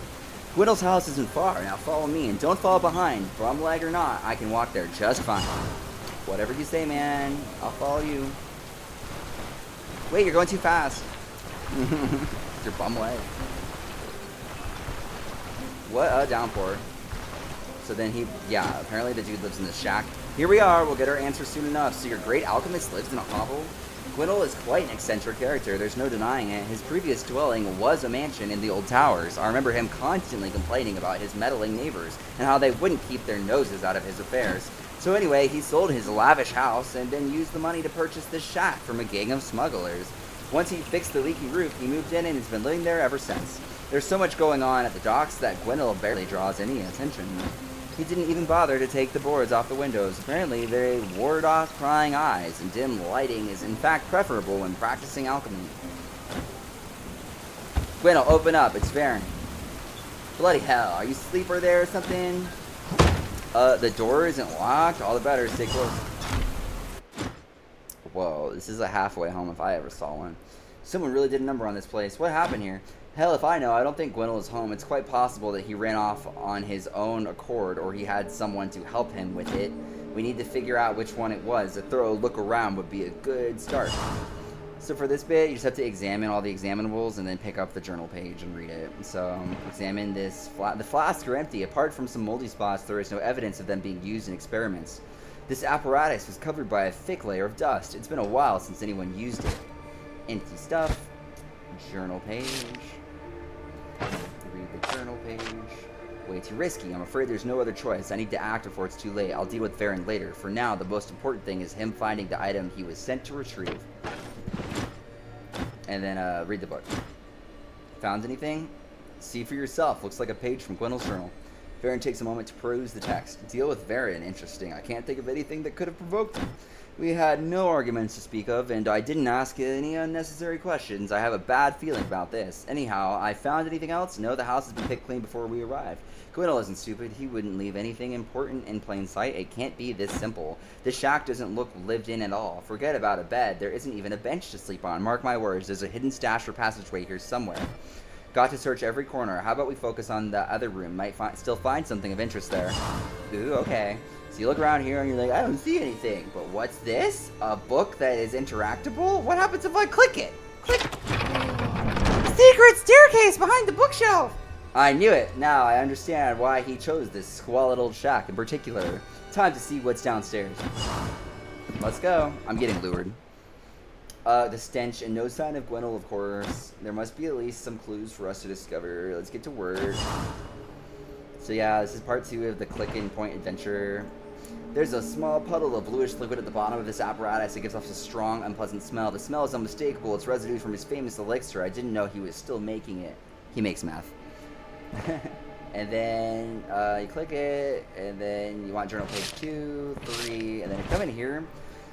there's one of these Gwynel's elixirs, which is the strongest potion in the game, and I'm pretty sure that like it might be the only one in the game. Like you might be able to buy it at maximum reputation from the Elven district of Bryn later on, but you definitely can't buy this anytime soon. So this is like a one-time save your ass potion, and then you're done for like the rest of the most of the game. Or you can sell it for like close to $1,000, which, you know, I'd rather almost sell it because I have quick save. Why use a potion, you know? But Morion, you can sell that, and then journal page, and then an hourglass, you can sell that. So then go ahead and read all the journal pages. Read. Way too risky, for there's no other choice. Deal with Darren, we read that one. Let's read them in order. This is 1, this is 2. Was the price I paid too high? Perhaps. Was there any other way? I don't think so. And everything unfolds according to destiny. Therefore, I am to endure every hardship thrown at me without flinching. And I must never forget that the reward awaiting us in the end will far outweigh its price in misery. Each new day is harder than the last. I'm running out of supplies, and I don't remember the last time I had a good night's sleep. I fear the sight of my reflection. If nothing changes, I have a few months left at best. Possibly in Mayew. There must be at least some record of it in Academy Library. After all, if not there, then where? Still, it won't hurt to go through every archive I can get my hands on. The cathedral, the university, some of the abbeys that are still intact. So, that in mind. Oh, you have to look at the bed. It reeks of death, is what the bed said. Any luck? I found more journal pages. Take a look. Farron slowly goes through the torn pages. Some of them hold his attention longer than others. This mess is much more complicated than I expected. Well, that's Gwynel for you. I have known him for a decade, yet he never fails to surprise me. What do you make of all this? The upper floor is trashed. The laboratory is intact. It's safe to assume that we aren't the only ones who want to question Gwynel. There's no telling who it is, though. Gwynel's rubbed shoulders with all kinds of people. Looks like he had packed everything of value and left before they got their hands on him. In the very least, there's no evidence of struggle. Whoever turned Gwynel's house upside down, I don't think they found what they came for. Is Gwynel sick or something? Beats me. He certainly didn't look healthy the last few times I saw him, but that's what you get for slaving over an alchemy table day and night. There's no way around it. In any case, it's not important right now. I wish I had an answer. There just aren't many leads for us to follow. It's possible that he's hiding somewhere in the city, or he could go to Mayew. The journal mentioned the Academy's archives, didn't it? He's likely gathering information about Stoneshards, the name of the game. After all, before I went to that thrice accursed abbey, we spent days scouring through the libraries of both the university and the cathedral. Wait a second, the abbey. While I was making my way out of the cell, I stumbled upon some archives and a few closed doors. The monks had the Stoneshard in their possession for many years. I'm sure they made at least some notes on it. Gwynel will definitely want to read those at some point. And if that's the case, it's in our best interest to get them there. I want to make sense of what's going on before we actually find him. As for tracking Gwynel down, I'll make some inquiries along the way. It's not like he vanished into thin air. So what's the plan? We already have a cart and horse. What we don't have is the slightest idea of what to do next. Gwynel could be anywhere, so until we have a solid lead, we'll have better chances of finding a needle in a haystack than getting a hold of him. I'll have to reach out to some of my old contacts. Perhaps someone saw him, or at least heard about what he's planning. While this thing figures itself out, I'm going to set up a temporary camp outside the city walls. You'll be able to find me there. See you soon. And so the beginning of the caravan begins. Haha! That's like the base building section where you can get followers and you can use money and supplies to upgrade it to get several buffs and crafting stations and things that will help your gameplay out. This was like one of my more favorite updates to the game. So let's go ahead and go outside the city walls and meet up with Varen at the beginning of our caravan. Alright, so we're going to exit from the northeast quarter.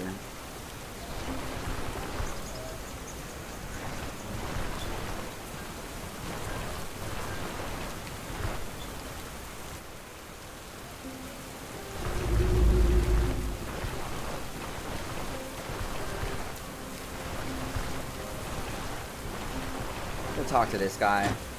In the older patches of the game, this is where you could get contracts for the city of Bryn to get reputation and money. It was like the endgame of the patches that were out years ago. But they've since updated it to where now you can't even do contracts here. The Bryn has its own standing in militia and they don't need mercenary help. But you can still get this little pamphlet, which you can read for experience, which I might as well. Ta-da! Mercenary, come join our army. No. I'm littering more. I'm littering more! Right in front of the chief police himself.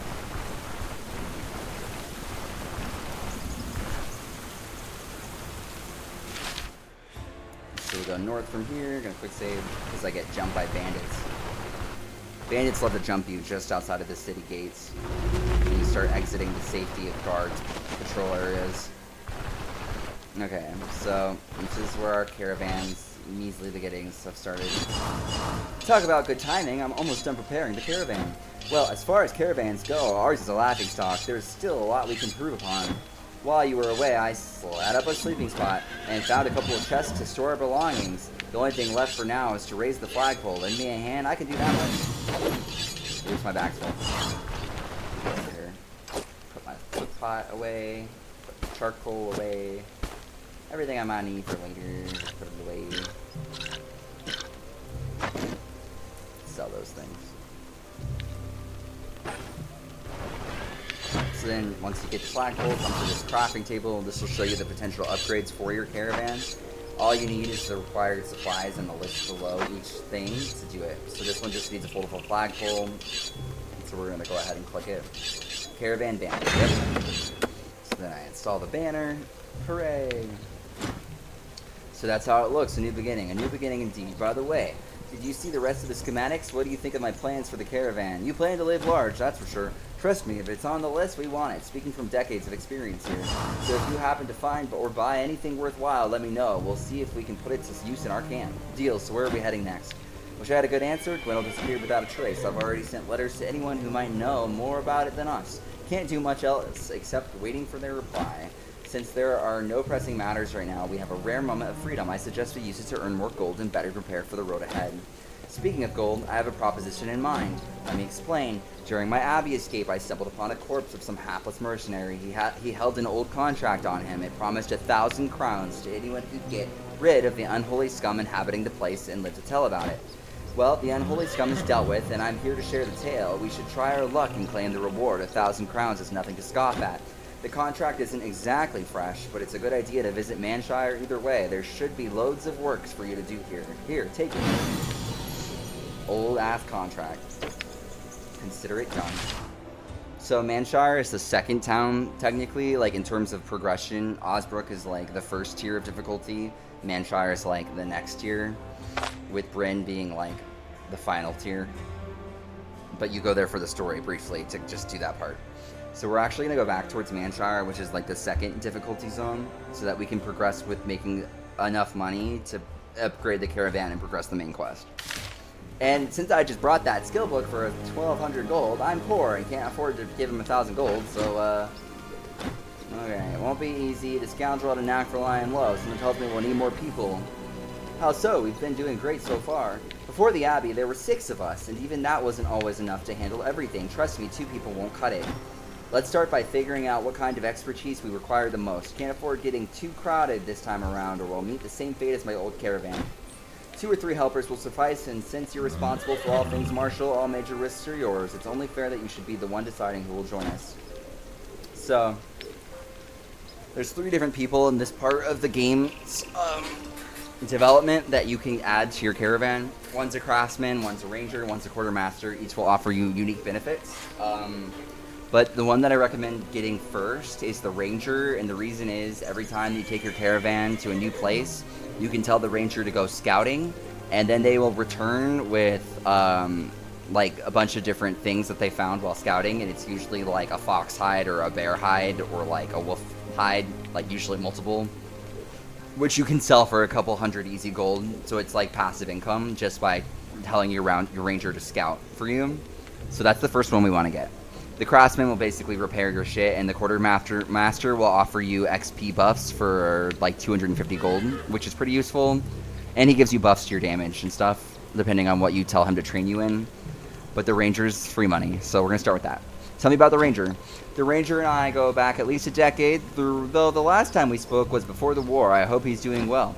He's familiar with every corner of Aldor and is a top-notch hunter to boot. We won't go hungry with him in our caravan. And with the roads as dangerous as they are, a good scout makes all the difference. We could really use a good scout. Where's Ernst now? Hold your horses. My cart won't fit all of us. Gotta go find a new wagon first. I can take care of it if you cover the financial side of things. 1,000 crowns will do the trick. We can't spend that much right now because I'm poor. Then I'm afraid there's no point in moving forward until we can. So, the location of the ranger, I can't even, like, I can't progress it until I have 1,000 gold. So what we're going to do is we're actually just going to say time to go, let's hit the road.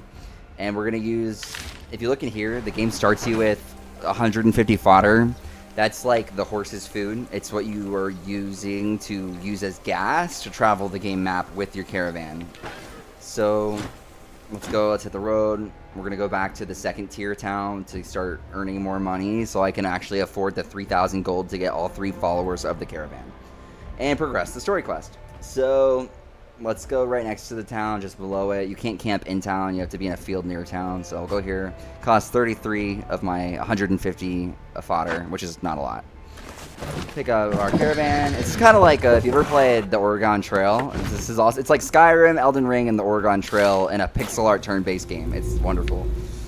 But yeah. So once you move the caravan, there's like a time the horses need to recover. It just basically means like a day or two that you can't move again without paying someone a bunch of money to force them to move, which is not recommended. So we're gonna go to Manshire.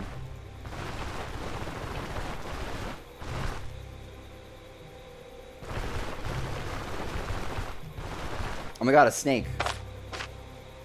But it's running from me. I killed it.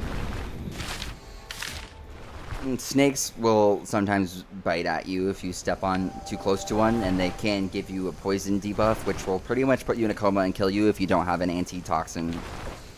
But that snake was running from me because I was too high leveled or something, so that worked out.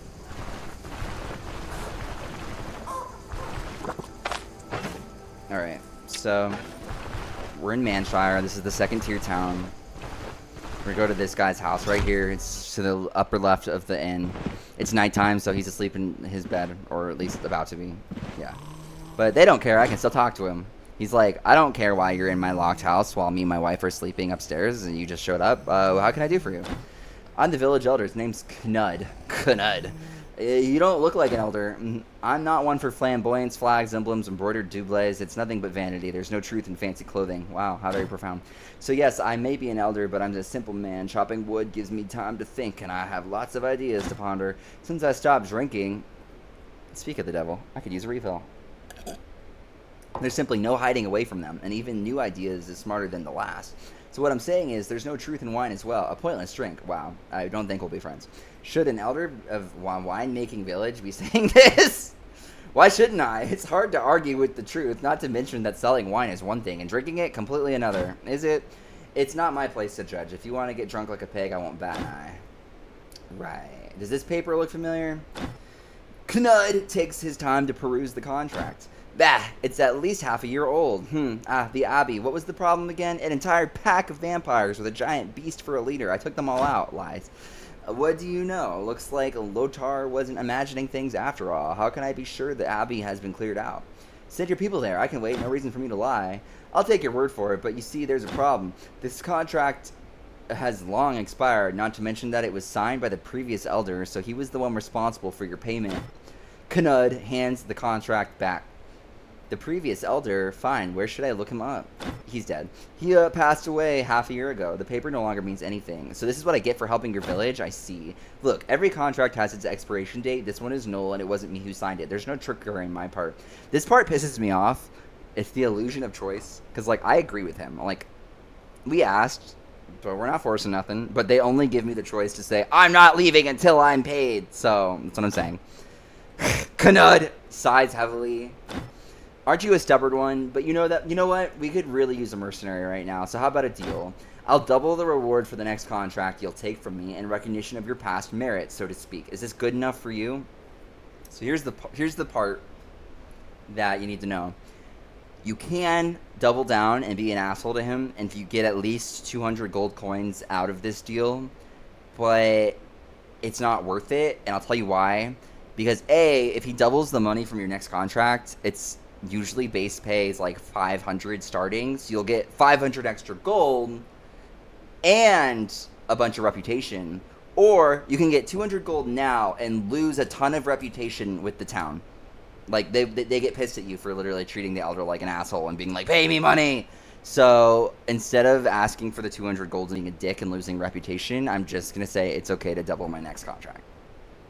Alright, deal. It's better than nothing. So, with that being said, I'm looking for work, and then they're going to give me one of 3 options. So one of them is going to be in a bandit den, one of them is going to be in a catacombs, and one of them is going to be in a cultist church. I think I'd like to do the bandit den, because if you do hostage rescue, it'll return an NPC to the town that you can talk to every so often, and he'll give you free money and items as a thank you present for saving him. So it's more free income. So let's do hostage rescue. The brigands in these parts are growing more and more brazen. They've gone from simple robbery to murder and kidnapping. Just recently, they got a jump on Cells while he was riding a cart back to the village. The host be praised, they spared his life for ransom. Now he's being held somewhere below the 3 Shields forepost.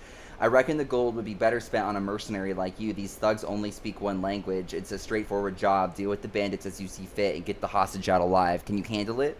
I accept. You have 3 days starting now. Don't forget to claim the reward once you're done. Thanks. So, mission has been assigned. Let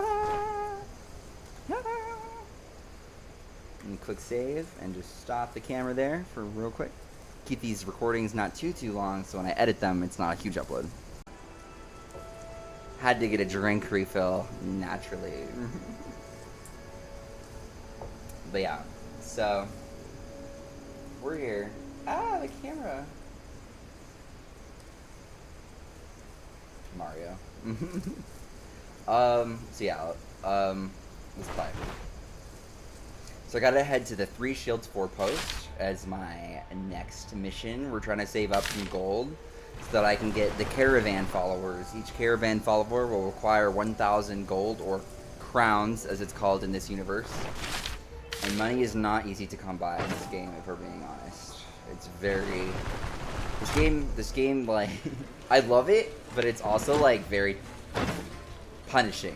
If you don't know, like, how much supplies you need to bring out into the wilderness, if you bring too much, you get punished. If you don't bring enough, you get punished.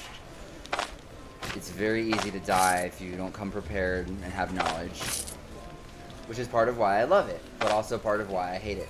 Like, sometimes you want to just be fun and silly, and other times you want to, like, lock in and, like, actually get challenged in a logic-type game of strategy and tactics. So, let's get over there. Hostage rescue. Head to the 3 Shields forepost. I should have enough food for this encounter. Hi, kitty. My little baby. One sec. Like, pet the kitty. Alright, so let's go ahead and get back to that mission. It's to the east, about 5 or 6 tiles. I have a mod that would let me mark it with a flag. Oh, can I actually do it without unlocking the fog of war? Let's find out. If I press F3, it'll move towards the flag that I placed on the map and let me auto-travel, only stopping if it encounters a hostile enemy so that I can either run away or kill them. Like so. I'm gonna kill him. Hopefully. Stay away from me! I'm a virgin! Oh god. Haha! Burn, babe. I forgot I had that new spell. Let's try it now. Magma rain! Oh yeah. Oh yeah. That's fucking powerful. Look at that. Those dogs didn't stand a chance. Alright. Continuing towards our flag with F3. Yeah, the auto map travel mod is a lifesend. It's a godsend because, like, so much of this game, the map is huge, and the encounters are randomized and refreshed periodically. So, like, so much of this game is just traveling across this map and just click, click, click, click, click, click, click, click, click. So having something to auto travel to, like, a larger map coordinate and only stopping when you have to fight, which is the fun part, is great.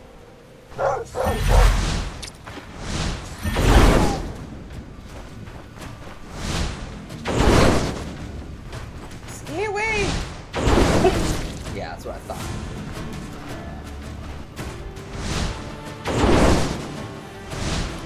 Excelsior! I'm a nerd. Wow. I didn't think he would just walk out of it. Whatever. Ring around the rosy, my ass. Dog didn't stand a chance. Well, who really does in the face of such awesome power?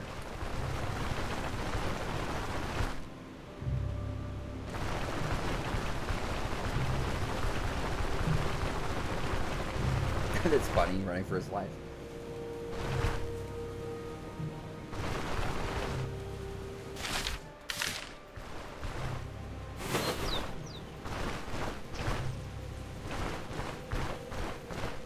Okay, so we're... I leveled up right before going to the dungeon. Isn't that perfect? Alright, I want to put more points into perception. I at least want 15 perception so I can get one more range on my fireball spell, which will allow me to initiate on targets that are unaware, because I think you need like one more range to be able to hit targets before they sense that you're like within range, and you get extra damage on hitting unaware targets. So let's get that perception up for that plus bonus range and vision. Crit's not bad either, and the accuracy bonus isn't bad either, but I really just want the range. Okay, so I've already heard enemies. See these little exclamation, these little question marks in the top left? That's hearing an enemy. There's passives you can get to permanently increase the damage done to enemies that you perceive through hearing, like that. But I don't have them. But you can still at least find out their location off screen. Oh my God, there's a lot of people. How come I didn't hear any of those? What the hell? I must be deaf. Oh, I also didn't put my skill point. What do I want? What did I want? I want flame spell. Give me that AoE. Give me that AoE. Alright. Y'all ready for this? Let's get out there.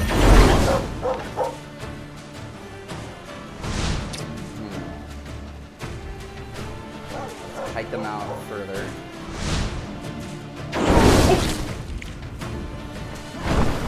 Oh. Wow. Wait for me to come a little closer, and then fireball!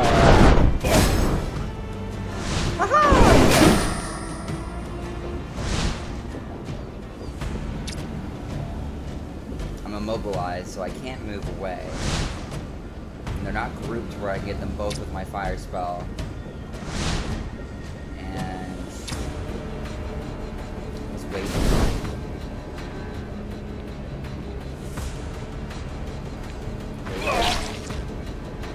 Oh God, where'd the dogs go? They're coming around!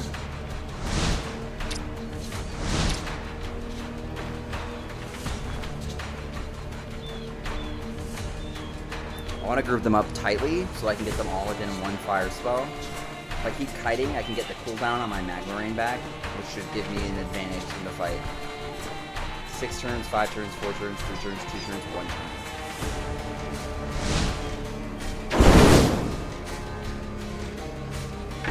Oh God, he blocked all of them! I'm gonna die! No, I'll be fine. I just gotta play this smart. Okay. 4 enemies left. I'm out of my magic seal. 3 turns in fireball. Oh boy. Let's go with that.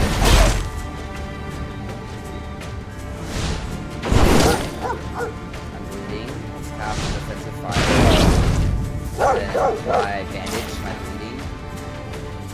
Now my fire rain is up.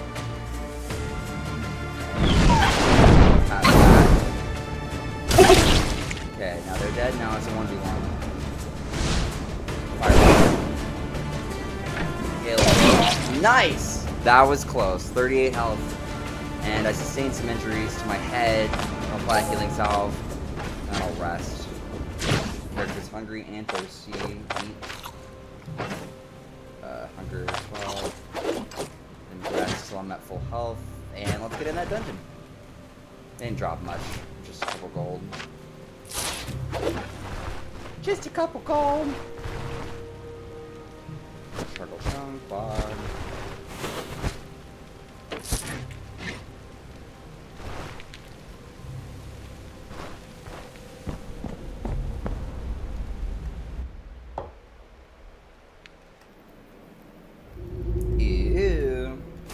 sure to check the traps. There's one over there. I forgot to buy a fucking crowbar to disarm it for XP, but that's okay. I'm already over leveled with 3 times XP. Like, at this point in the story, if you didn't have 3 times XP, it'd probably be like level 3 or 4. But it doesn't matter because they scale the enemies to be around your level challenge. And that means they get better gear, while I've only been getting extra XP, not extra money, so my gear's still shit. But magic doesn't scale terribly great with gear. Like, there's definitely gear that will help your magic damage and critical rate and, like, mana consumption. But magic is pretty powerful. Range is everything in this game. Not getting hit, not taking damage is huge.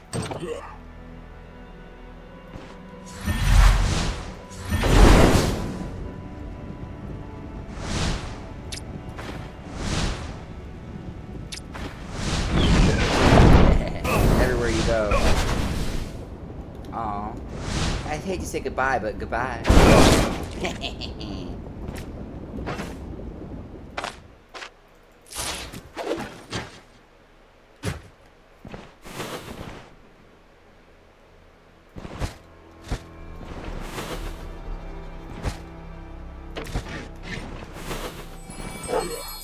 I found a secret! When you use examine surroundings in a dungeon, there's like a 3% chance. I'm not exactly sure on the percentage, but it's really low. It's somewhere between like 1 and 5% that you'll find like an opening in a wall in the catacombs or an abandoned lair that will lead to like a secret loot room that has like an abundance of stuff, usually like blue or cursed gear with 3 stats on it, or stuff that's going to sell for a lot of money. So that's a blessing right there. I'm going to quick save to make sure we get that. And then I'm going to engage upon the enemy. Oh no! Oh no! I have been surrounded and they threw a net on me.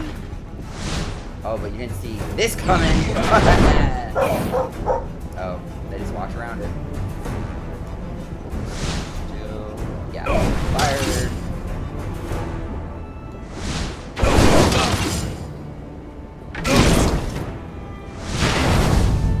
Oh yeah, you be on fire. You think about what you're trying to play with fire, you're gonna get burned. There was a dog here somewhere, but he either died or ran away, so I'm not that. Oh, no, he's right there. Hiding. Get away from me. Get away from me! Oh god, I accidentally picked up the arrow instead of moving. Archery sucks, like, I'm not even gonna lie. It needs like a revamp. I mean, I could be wrong. I haven't played an archery build all the way till like Endgame with the skill tree, so it could be really strong. But every time I've tried to play archery, it just sucks. And every time I fight an archer NPC, they just suck. Crossbow users can be strong, but the normal bow users don't seem very good. I'm out of mana. I have to go melee his ass. I got a little bit back. Oh, now he's running. It's over for you. Mess around and find out. I'm the toughest around this part. I know magic.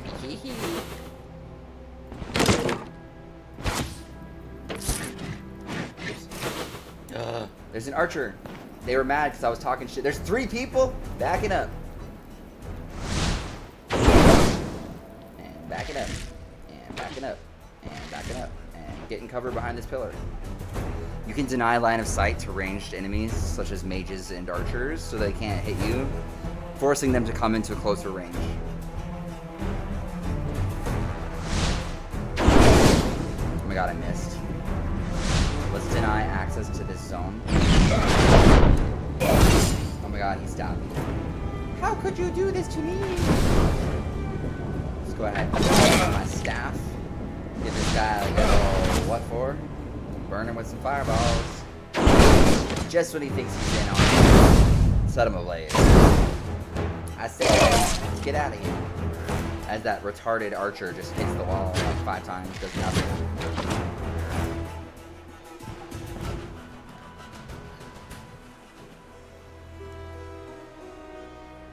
There was a cat trying to get pets. It was Kroby. You can't see them on this view because they're like down below my desk and they come rubbing up against my chair and asking for pets.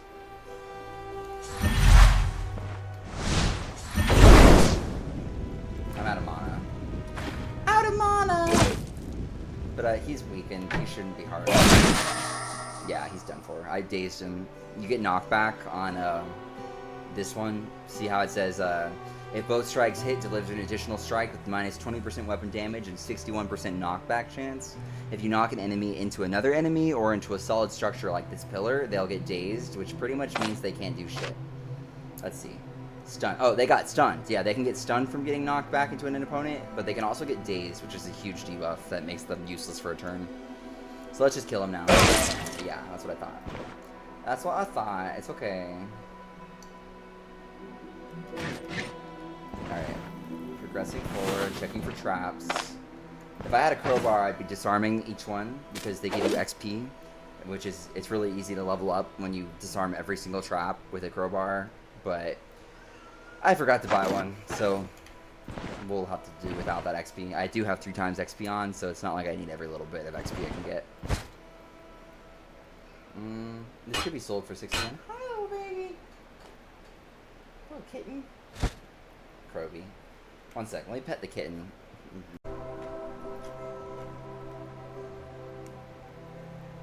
Moving on. I have to free the captive. He should be in any one of these rooms here. Oh boy. Didn't think they'd have dash that early. I guess I am level 7 and they scaled my level, so that makes sense.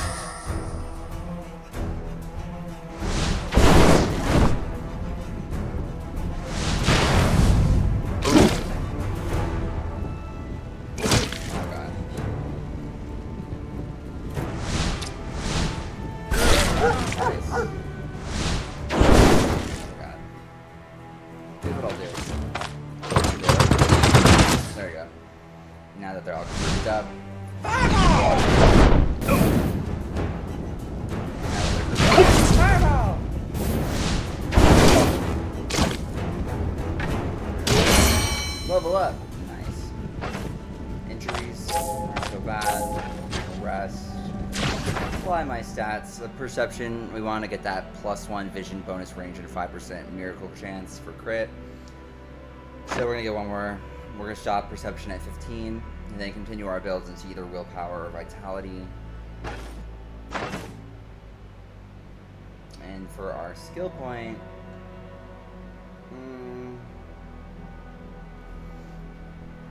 that one's not bad. It prolongs burning, but it's also like you can't predict when things will be burned. Like it's an RNG thing, and so it's not super reliable.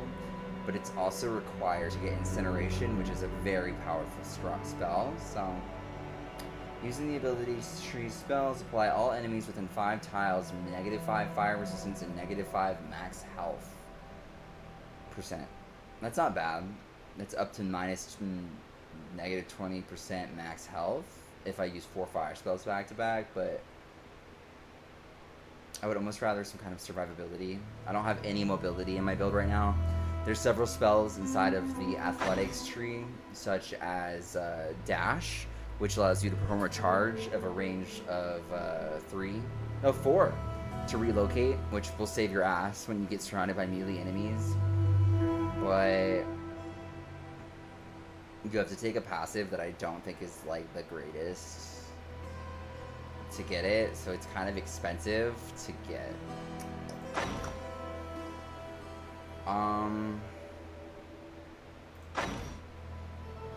Like honestly, I'm just gonna take these because all of these spells are required to advance into the later trees, and I want all of the advanced fire spells. I'm gonna be playing a pure pyro spellcaster build, so gotta do what you gotta do.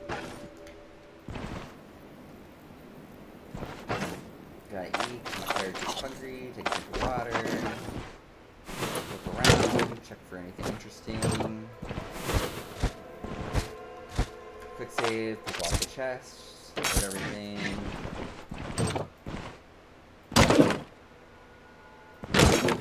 Iron ingot, nice, I can use that for my quest.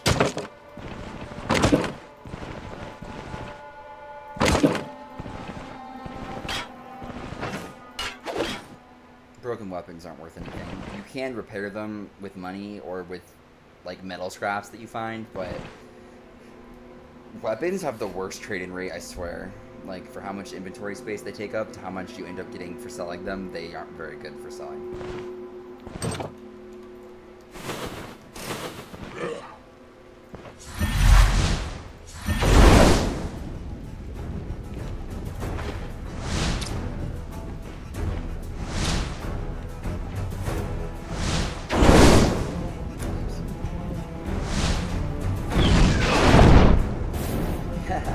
They don't know where to go.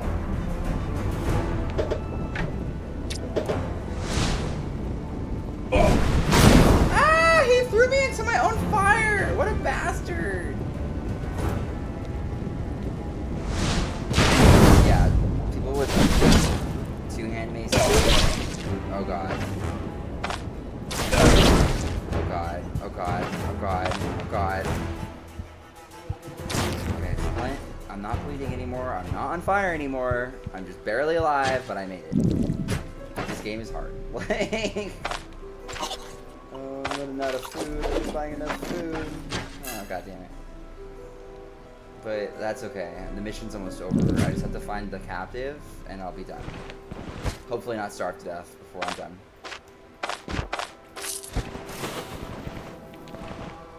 If I'm lucky, yeah, I'll find food in this dungeon.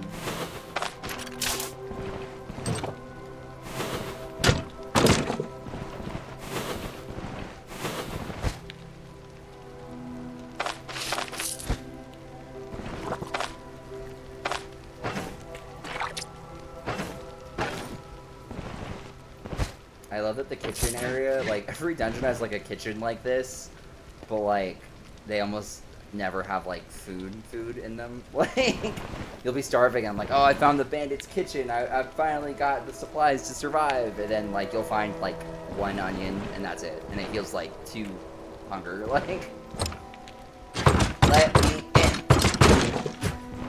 Yeah.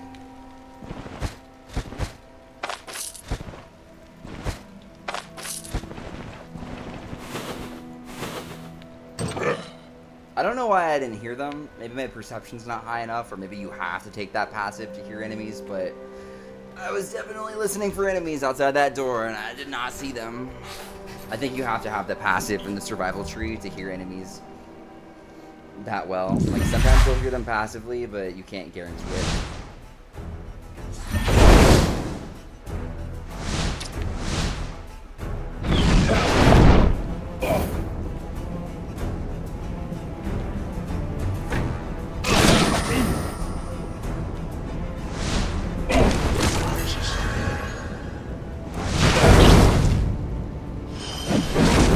Oh no! Here's what I'm gonna have to do. I'm gonna pour my water over myself to put out the fire, because I'll die if I don't put it out.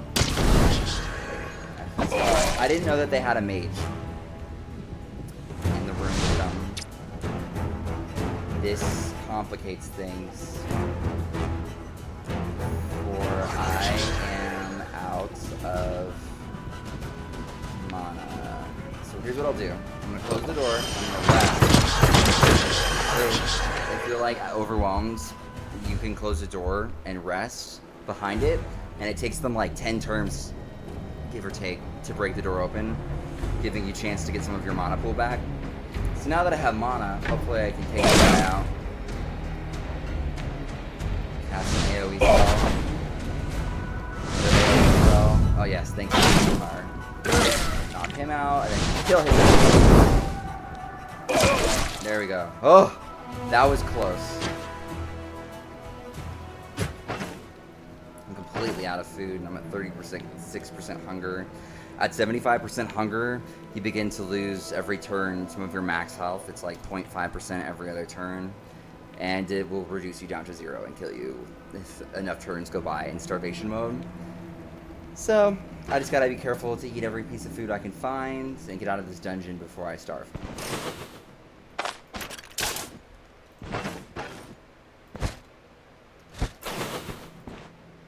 I'm in so much pain that I'm also getting stumbling debuff. So I'm just gonna use my herbal extracts to reduce my pain threshold to 30.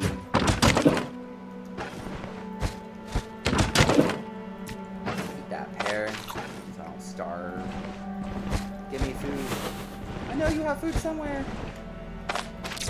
There we go. Ooh. Ooh! Wolf banner. Grants 5% rep gain and 5 max energy. That's not bad. I'll take it. You put that at your caravan for passive bonuses. Oh yeah, there's like a lot of loot in here. And this sword, let's see what it is. Why are they always broken? It has good stats, but I don't use swords, and I can't even sell it without repairing it, so it's not really worth it, but hey, them's the breaks.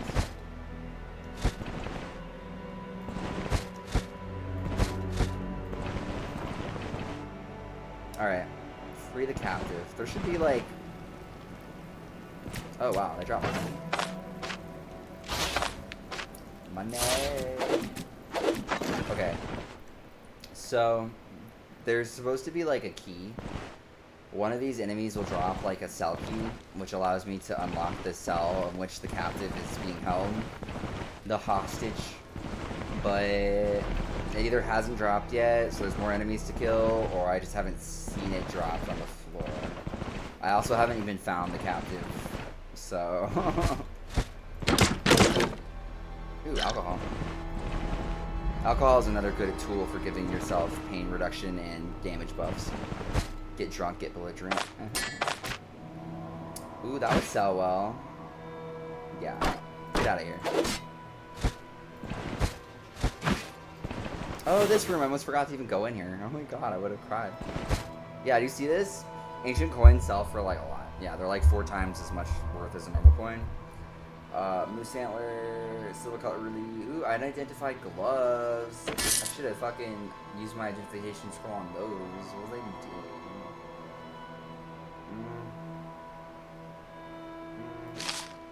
Get rid of that. Gotta play Tetris. Get rid of that.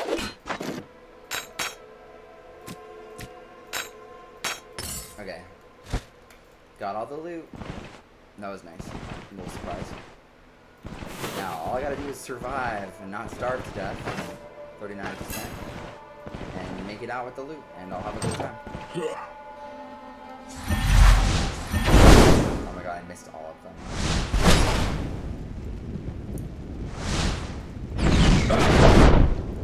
What will you do, sir? What will you do? Yeah, that's what I thought. Oh, there's more of them.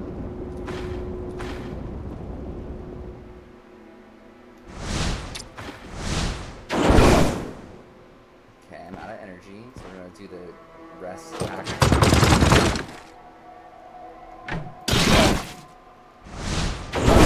Nice.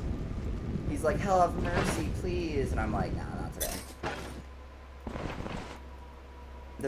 The lame thing is, like, even if you wanted to be nice and, like, have mercy when they choose to flee, there's no point because they just regen their health and come back to kill you. Like, they don't say, thank you for your kindness and sparing me, and, like, join your caravan or, like, flee, actually leaving the dungeon and don't bother you anymore. They just go hide in a corner until their HP is above fleeing level, and then they come back to kill you. So you pretty much always want to kill a fleeing enemy.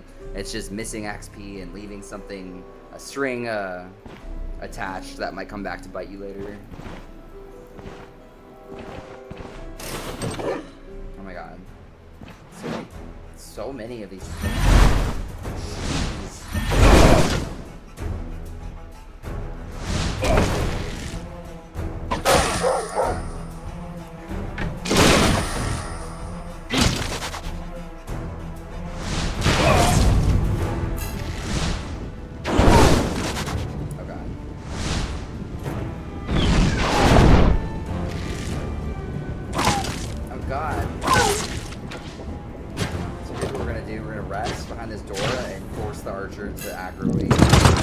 Come to a position.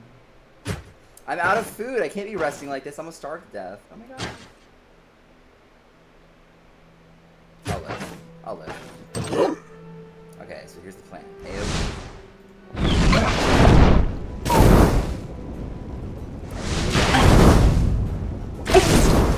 Okay, there's it. Nice.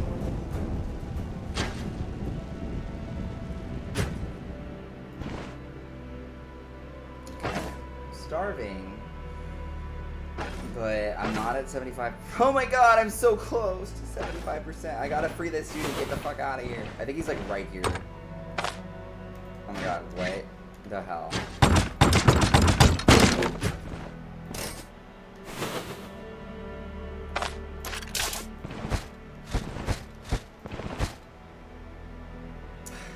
My bag is full. Oh wait, my bag isn't full. I actually forgot I have this freaking awkward thing. Hard to use.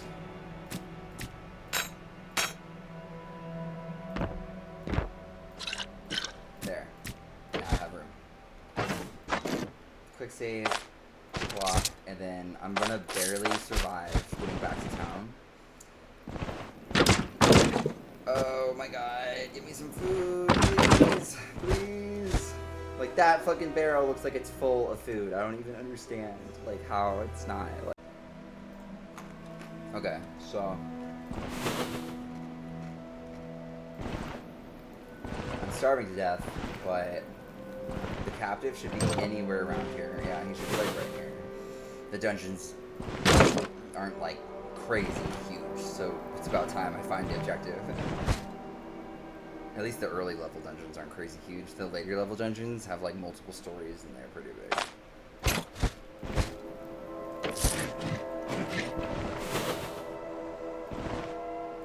There he is. Hooray, I can get the heck out of here. Thank you so much. I thought I was done for. That was it, man. Needless to say, I feel like crap, but it's nothing serious. As long as we're way back is clear, I should be able to make it to the exit on my own once I get my bearings, that is. GTFO, man. Oh my god, this body had a healing salve on it. That's ironic. Okay. Okay, now I'm starving to death. The mission's on. I literally just need like a piece of food. Anything. Anything at all. Just like an apple or a garlic or an onion. Something, please. I'm dying here. This is a bin. This is what kills me. It's like a abandoned bin where so many blueberries. There we go. You just need like to eat like acorns and stuff on the way back to town. Just enough to offset the 75% hunger threshold so you don't go into a coma from starving to death.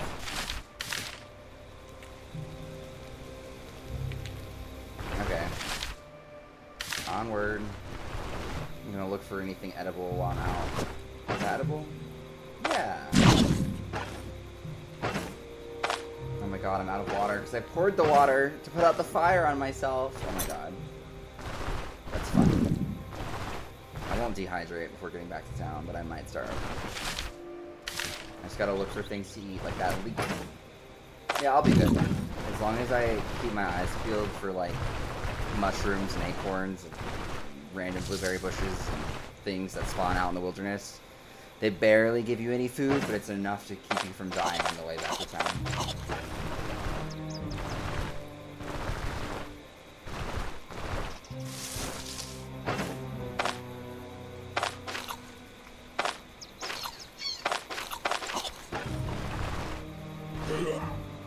Oh boy.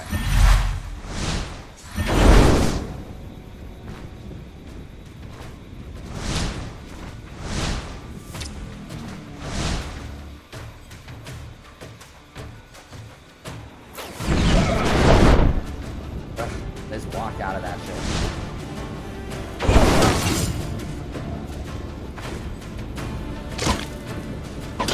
This is not good.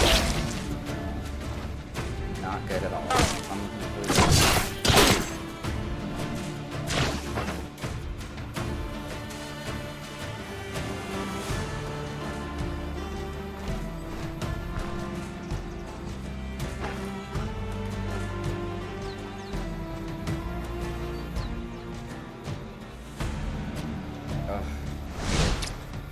I'm gonna have to pray that this works.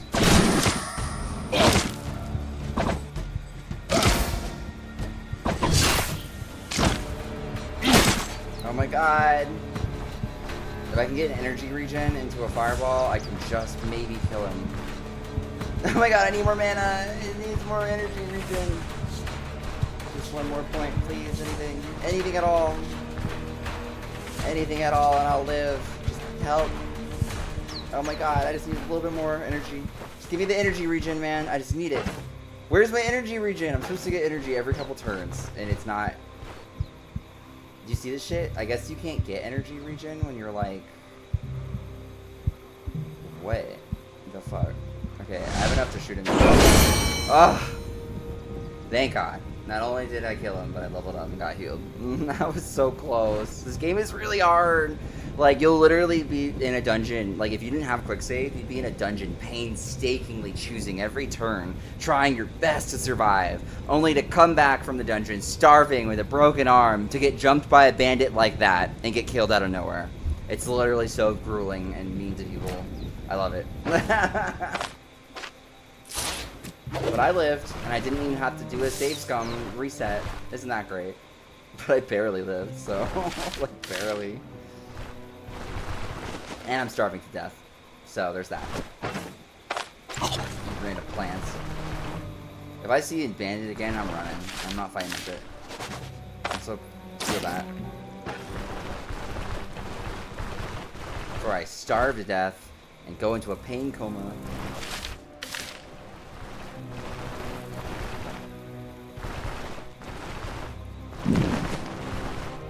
Oh my god, he's starving again.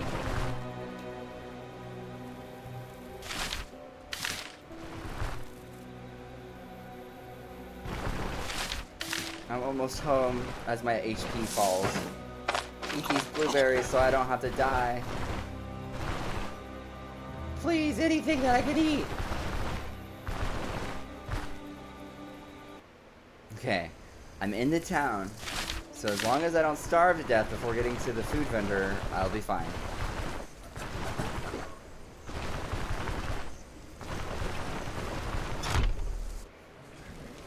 Save my life, please. Oh my gosh, she barely has any food, the lesbian. Okay. Nice. Wow. That wasn't even enough to fill me up. That's all you had?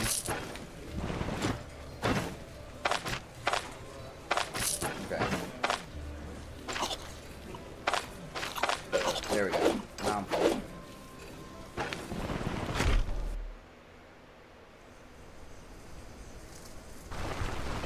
gonna go drink this water.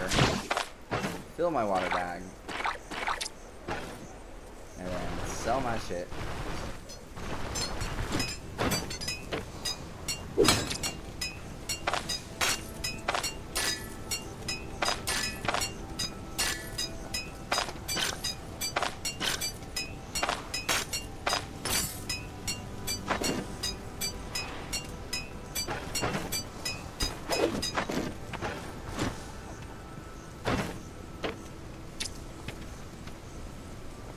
Finally, a crowbar.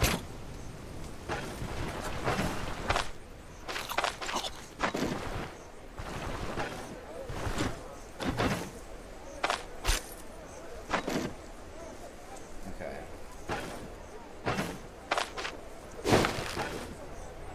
Turn in my mission, which should put me at enough gold to get my first caravan person, if he gives me double money like he promised. Should be at least 1,000 if he promised. Yeah, 1,094. That's enough money for me to go get the first person to join our crew. But before I do all that shit, I need to go to bed because my character's seen a lot. They're fatigued.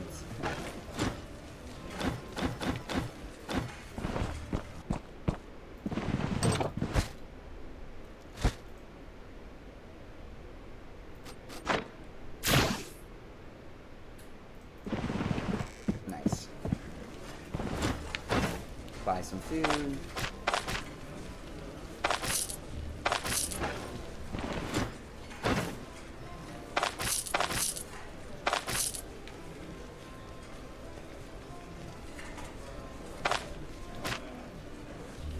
Alright, okay. So got my food. Repaired what I could of my gear. Drink some water.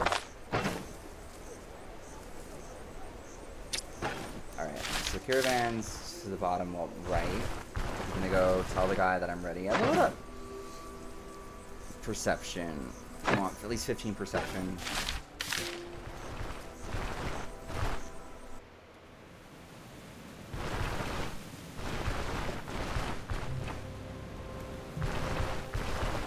You can dig up graves if you have a shovel. And sometimes find like cursed objects or loot, but I don't usually do it because most of the time we just spawn like a zombie or like get nothing. So, and it takes a lot of inventory space to hold a shovel. Alright, so some of these items they'll say are useful for upgrading the caravan, like rope and horseshoes and nails and charcoal. So you want to just put those in the caravan storage so you're not carrying them around, and then you have them when you need them.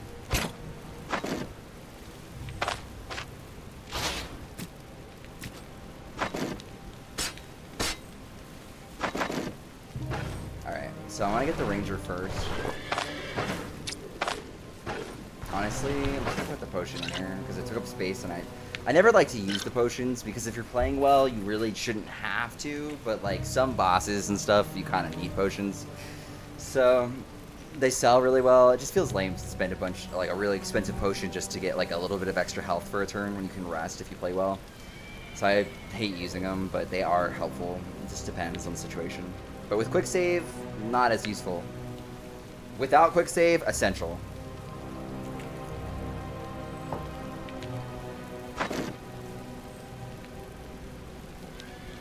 Okay, so let's tell them we want to go check out the followers. I have 1,000 gold to get that ranger. Like I said, it's been ages since I talked to Ernst. Now, not that there's been a good reason to, and he's quite a recluse. He lives in a hut deep in the Lord's forest, along with his daughter. The plan is simple. Head there and lay down our offer. Just take it slow, alright? You know how jumpy everyone is these days. The host be my witness. The last thing we want is him mistaking you for a brigand. Sounds good. Let me put the skill point into here, just because I require it. That's actually not a bad one. Making people have less fire resistance and lose max health when they cast fire near them. But I just love active spells. Okay, so the map says that Ernst's hut is to the east, so we're just gonna mark that with a little flaggy flag. I'm gonna quick save. I have enough food. I have enough. Well, I don't need medical supplies. It's not a combat encounter. You just go talk to someone. If there's any bandits along the way, I'll handle them before they get close enough to hurt me. But I'm out of splints. I need a splint. And I'm getting low on bandages. And I got herbal extract and antitoxin. So yeah, I just need a splint and maybe another bandage. Never run low on medical supplies, or you're gonna regret it.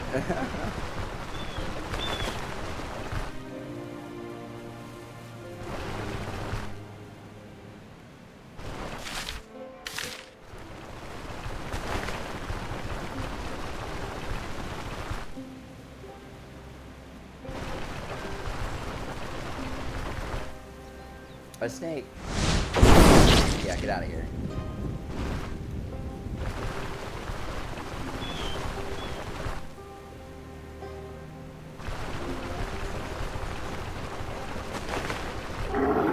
Oh my god, a moose. Run, run, run! The moose, they're super territorial, and they're very high level animals, and if you get within their aggressive range, they have a charge skill that charges from like 6 tiles away, and then stuns you on impact and hits for like a fuck ton of damage. So if you're a mage like me with no armor and he hits you with that, it's game over. You're dead. So gotta be moved carefully when in the woods. There's trolls in the woods, there's bears in the woods, there's moose in the woods, there's wolves in the woods, there's aggressive boars that are really strong in the woods, there's bandits in the woods, there's harpies in the woods. The woods are filled with all kinds of things that can kill you. There's poisonous snakes that'll put you in a coma in the woods. Disarm.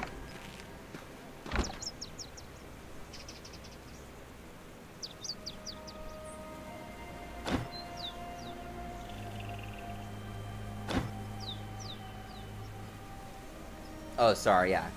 She's all like, get out of here, I'm a redneck, and if you take a step closer, I'm gonna shoot you with my hair bow. And I'm like, girl, calm down. I'm looking for your dad.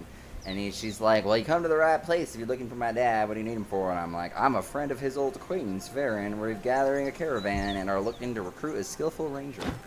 And she's all like, well, that's a problem. The huntress gives you an appraising glance. Looks like you aren't lying. You're too late. Ernst is no longer with us. In the war, after the Lord of the Land went belly up, there's no one left to enforce law and order. A few years ago, my father foiled a gang of poachers. They didn't take kindly to it and held a grudge. When they realized there were no soldiers to bring them to justice, they barged into our hut and killed him. The grave isn't far from here. I dug it myself. That's right, I'm Alda, daughter of Ernst. Let's get inside. There is no place for lengthy This is no place for lengthy conversation. Lengthy conversation. Lengthy conservation. Whatever. Lengthy conversations. So, how did you survive the brigand attack? I was in the woods when it happened. Been there for a week. My father and I hadn't been seeing eye to eye lately. I also prefer to hunt alone. When I made it back, his body was already cold. All tracks had been washed away by heavy rain a day earlier. I figured at least one of those scumbags is bound to return, so I decided to prepare. How long has it been since his death? A couple months ago, maybe more. Frankly, the chances of finding the killers look slimmer with each passing day. I'm good at hunting beasts, people not so much. In times like these, I wouldn't be surprised if they're already dead. I combed through the nearby woods and visited every neighboring village. I haven't found any clues. Familiar, I know it like the back of my hand. Grasping the lay of the land is child's play for me, even when I have to venture somewhere new. Here's an idea. How about you join us in your father's steed? Why should I? I'm doing just fine by myself. She's a strong, independent woman. No reason for me to join a bunch of strangers. Living out of a supply wagon doesn't sound very appealing either. We could really make good use of your talents. And then she's going to be a bitch. And she's like, my father would want me to stay with him in this hut till the end of time. That's why I went hunting without him that day. What I want is to honor his memory by slaying his murderers. Pretty sure you'll have a better chance if you come with me. Maybe, maybe not. God, you're a bitch. Okay, you'll have a wagon of your own. Don't worry. No one will bother you there without a proper reason. That's great and all, but I'm still not good at mingling with people. I don't know. No mingling is necessary. Just do your thing. We do ours. As long as the job's getting done, no one cares what you do with your time. Sounds too good to be true. Just think of all the trophies. We plan to travel far and wide. You'll have a chance to hunt every beast there in Aldor. Don't know about that. From my experience, nothing since wild beasts fleeing from their burrows like the racket of caravan wheels. Such a pessimist. There isn't much racket to speak of. We travel light as a small group. The less prying eyes we attract, the easier our mission becomes. What kind of mission is that? We're searching for a certain relic. It's a long story. You should talk to Varen. He has all the details if you need them. Varen, you say? I don't remember him myself, but Father told me many stories. They were great friends back in the day. Keep listening. If my father could trust him, fine. You've made some good points, but I want to talk to Varen first before I commit to anything. And if I don't like what he has to say, don't expect me to stick around. I'm sure it'll go swimmingly, but fine by me. Glad to hear it. Where's your camp? Show her on the map. Understood. I'll pack the supplies I have at hand and move out. Let's see if Varen and I can reach an understanding. God. Okay. So then she's like, okay, yeah. And then she like goes and gathers up her shit. I'm also going to loot her rope and her bucket because I need them for the caravan. Bye. You know what? I'm going to steal your claw trap while I'm at it because I can sell that. So now I'm going to go back and mark this with my map with the flag. And we're going to auto travel all the friggin' way back across the world.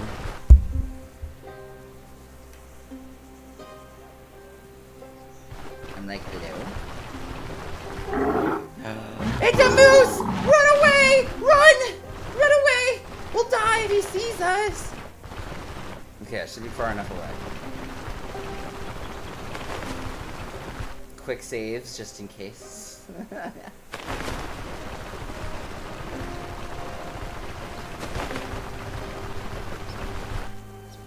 God bless the auto travel mod. Click, click, click, click, click, click, click. Oh, there's Bandit. But I have full everything. Picked a bad... Oh, there's another one. Picked a bad day to pick on me.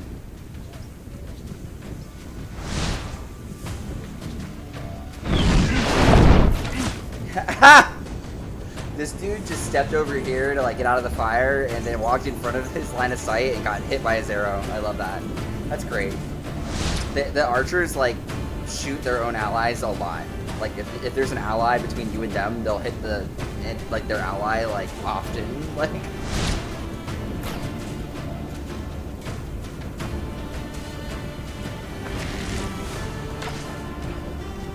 line of sight this archer.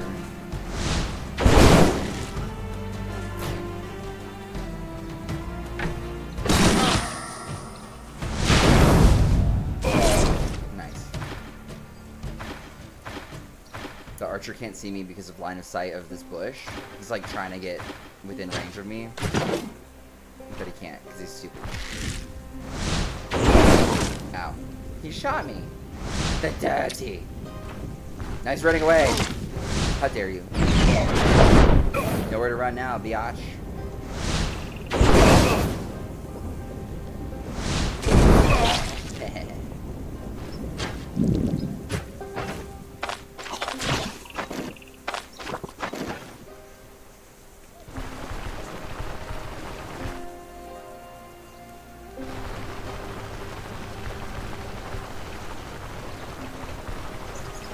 Hedgehog. More bandits.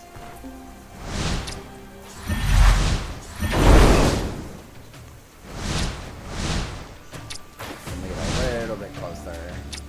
A little bit closer.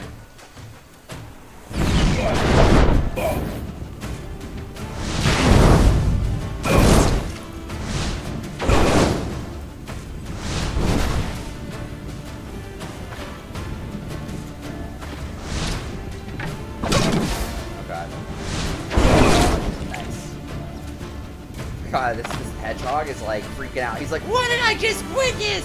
Did I just see murder? Are you a murderer? I'm like, shut up, hedgehog. Go, don't you have like rings to collect somewhere? Oh my god. Why do they always have broken gear? Is it possibly because I just murdered them violently? Destroyed them and their gear?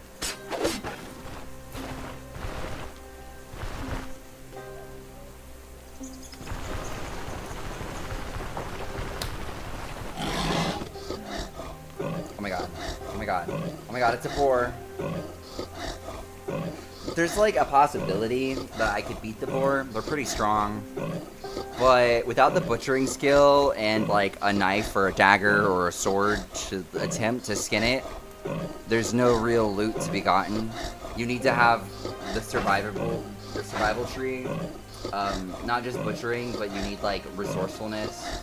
50% chance to collect special hunting trophies from some animals. Oh, actually, Hunt's Master is the one that gives you additional chance to harvest a pelt. If you kill an animal with damage type that isn't piercing or crushing, it mostly destroys the pelt and you almost never get a drop when you butcher them. So me burning it with fire would never drop a pelt, so no point. I'm just gonna run away. I'm just gonna run away. If I can't get money from you, I don't want it.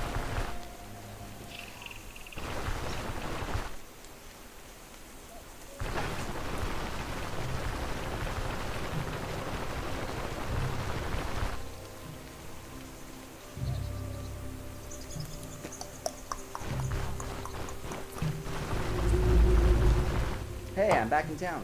Or at least back at my caravan. Where y'all at? Where ya? Where ya?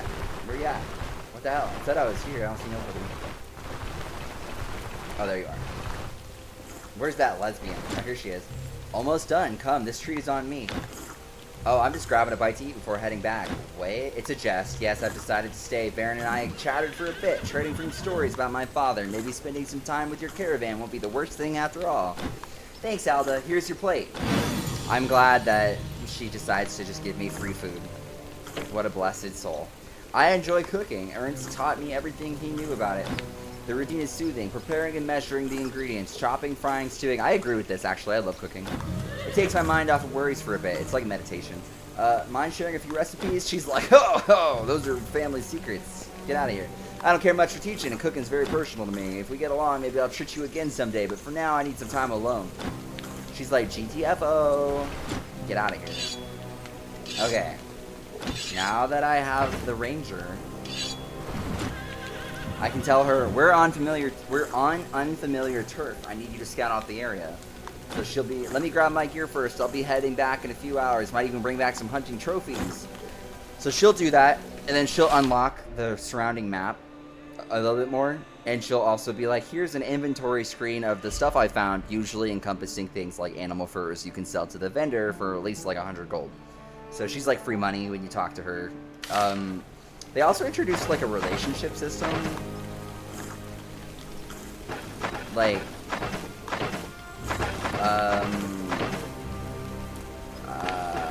not sure where the menu is. Oh, here it is. So each follower, you can see the bonuses you get for your relationship level. At level 0, you only have 2 of the 4 available, but at every increase, you get extra things. But yeah. She doesn't care for me yet, so we don't have much to do besides scouting out stuff and giving me free food and free fur. So now that we have the ranger, I need to get the craftsman so I can have an in-house repair center. He repairs everything. He repairs metal, he repairs wood, he repairs cloth. Instead of me having to find a specific NPC to repair each thing, I can just have this one dude repair it. His name's Daryl. He was in the Abbey with me. I told you about him, remember? He's a bit of a faint heart, but also both handy and resourceful. If you need someone to sharpen a blade or mount a cartwheel back on its axle, he's your man. Even before we began traveling together all over Aldor, he'd already made a bunch of trips to Jacquinth with other caravans. We didn't part on the best of terms, but I don't hold it against him, especially after everything we saw at Gwynel's place. If you have a heart-to-heart with him, there's a chance he'll join us. Just lay it out as it is. The rest is up to him. Daryl sounds like a solid choice. Where can I find him? Hold your horses. My cart won't fit all of us. Gotta find a new wagon first. 1,000 gold later. Okay, I can take care of it if you cover the financial side of things. 1,000 crowns will do the trick. Oh god, I'm poor. We can't spend that much right now. I'm afraid there's no point in moving forward until we can. Okay, yeah. I have to go make more money. Putting this bucket away. Some rope.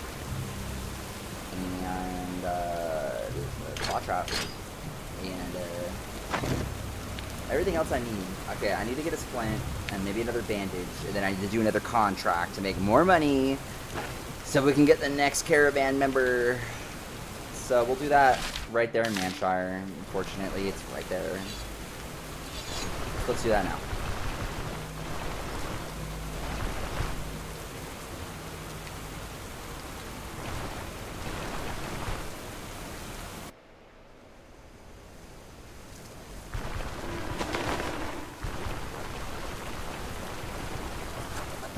Before I do anything, let's check my fatigue.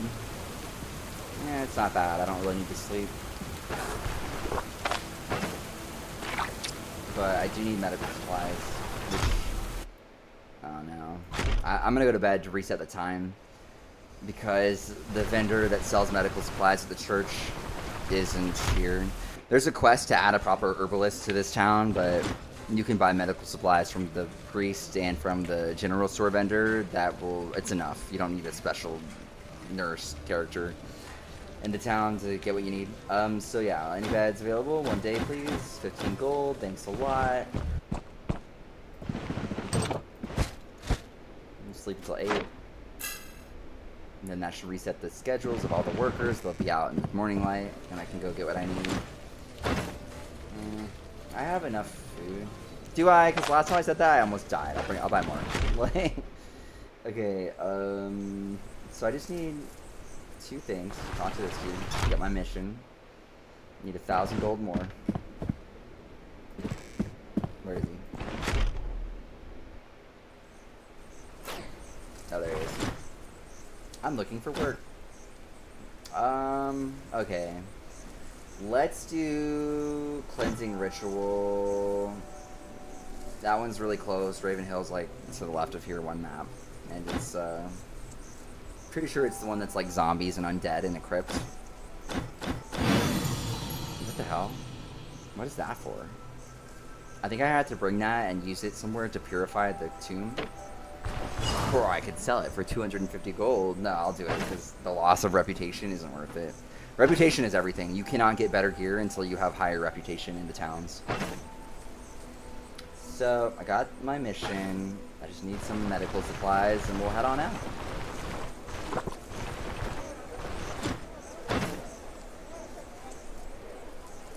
Can I has medical supplies, please?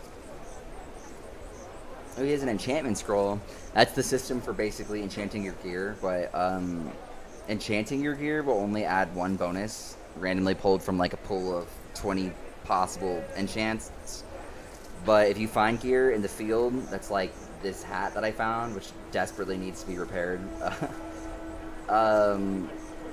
It has the blue has these two bonus stats at the bottom, health and health restoration. It's 2 bonuses instead of 1. Any enchanted gear will be a green item with 1 bonus. Blue gear has 2 bonuses, and then cursed gear, which is orange, will have 3 bonuses. The third one being the most powerful bonus, but also coming with a negative side effect. So, let me look at my backpack. Yeah, I have some gloves that need identifying, and I just need to sell this shit. Make some space. So, let me just... yeah. Sell that.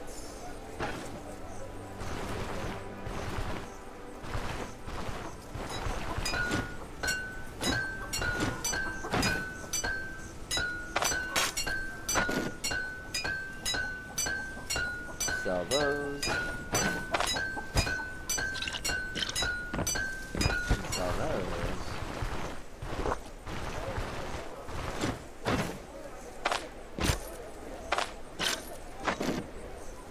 Okay. So, there's no tailor in this town, so I can't even repair my cloth gear, but it's fine. It doesn't offer hardly any bonuses anyway. Okay, so we're gonna go, whenever you do a mission that's in a cultist area or in a tomb or a catacomb, there's a lot of unholy damage and enemies that are weak to sacred damage. So you actually want to come to this altar and get a blessing. You can also get a blessing from a priest NPC like in Bryn.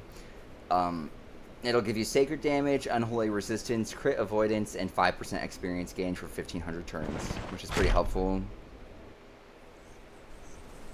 So then I'm just going to stop at the caravan and dump off these supplies that are like this and that are useful for upgrading the caravan to make some space in my bag, and then we'll go to the mission. And let me just identify these gloves and see if they're any good. Yeah, they're pretty good. Better than what I have, that's for sure. Alright, so we'll wear those. Store my stuff at the chest of the caravan. And then we will go to the mission at Ravenhill and fight the undead in the catacomb.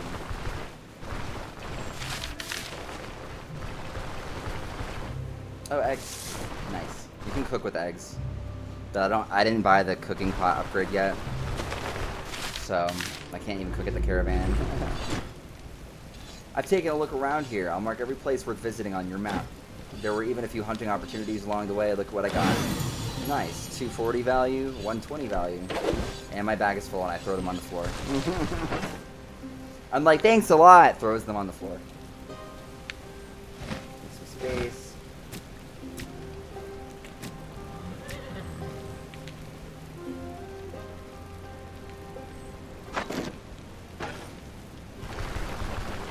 Put up this nice banner. Bonuses. Okay, I have food. I just need a splint. Sell these pelts in town. Oh god.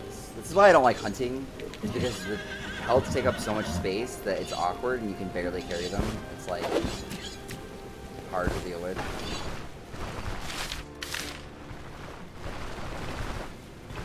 But who needs to hunt when you could just send the ranger out every time you move the caravan to go get you free loot?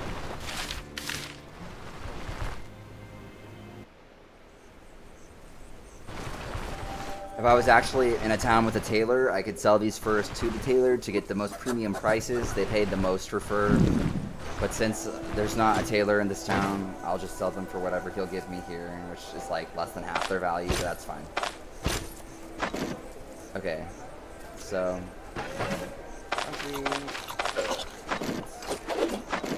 now I just need some medical supplies, a splint. Let's see, the church has some... just need like a bandage and a splint. Cool. That should be everything I need to head out on the mission. Go defeat some zombies.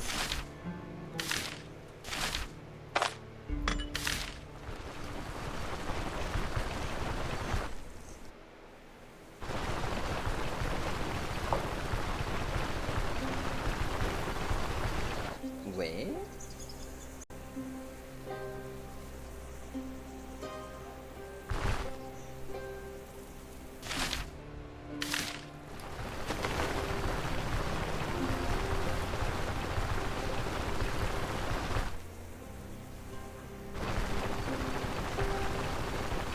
Ah!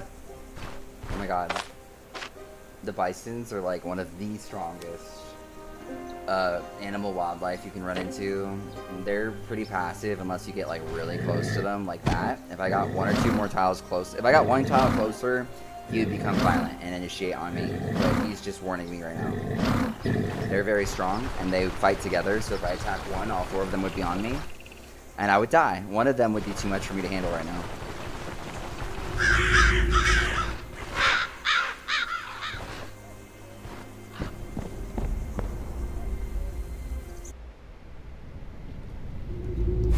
Alright, Raven Hill, the catacombs. Cleanse the altar with the relic. Okay, I have to bring this holy relic to an altar and I have to purify it. That's my mission complete condition.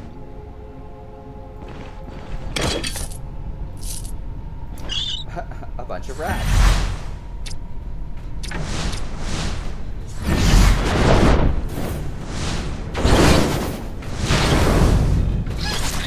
I'm like, burn.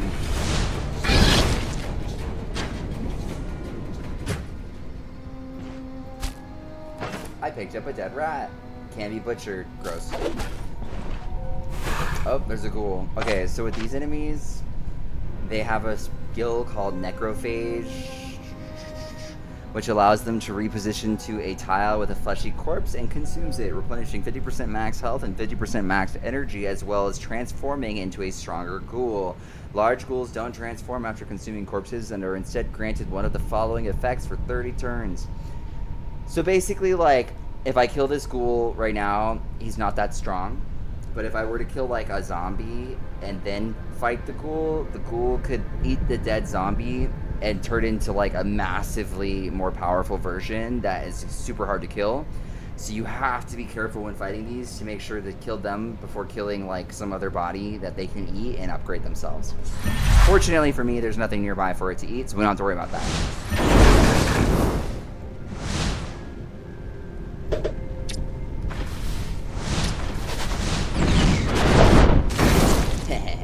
Didn't even stand a chance.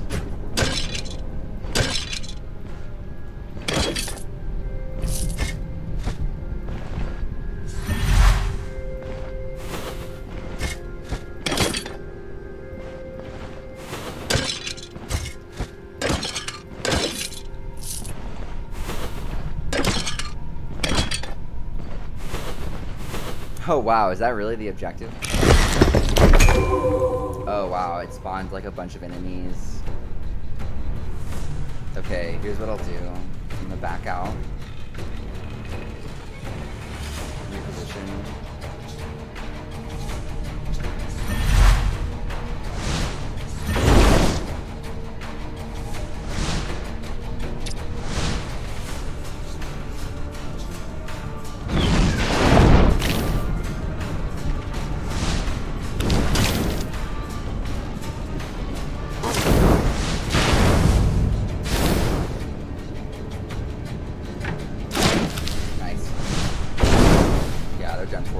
They're all burning. He's got a broken leg and he's burning. I win.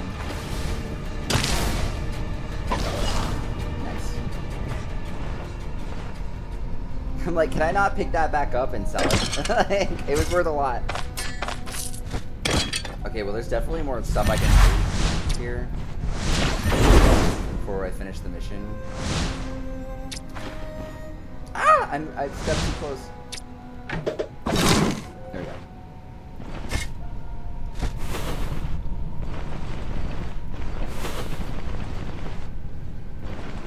Ooh, blue.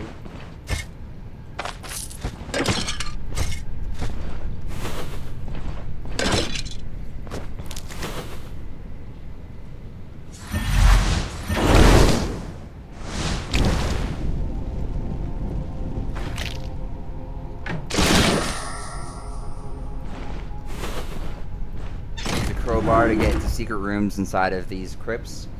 Whenever you do a mission inside of a crypt or a catacomb, make sure to bring a crowbar because that's how you get into the treasure rooms.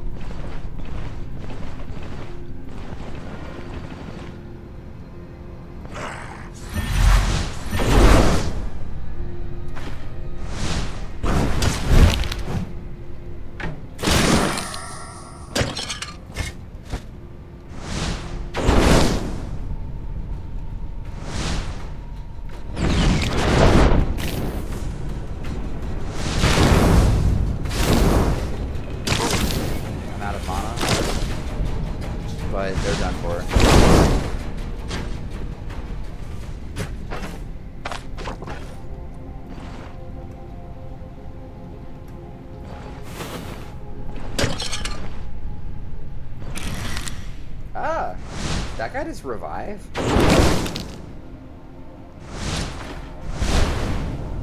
Stay away from me! Ooh, that pot just broke and gave me some silver earrings. Nice. Oh my god, no! It's one of those dudes. He can eat any one of these bodies. Oh no, I have to body block him. If he gets over there and eats that body, I'm fucked. Okay, here's what I'll do. I'll cast Fire Magic.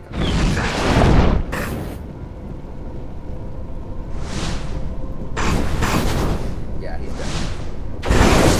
There we go.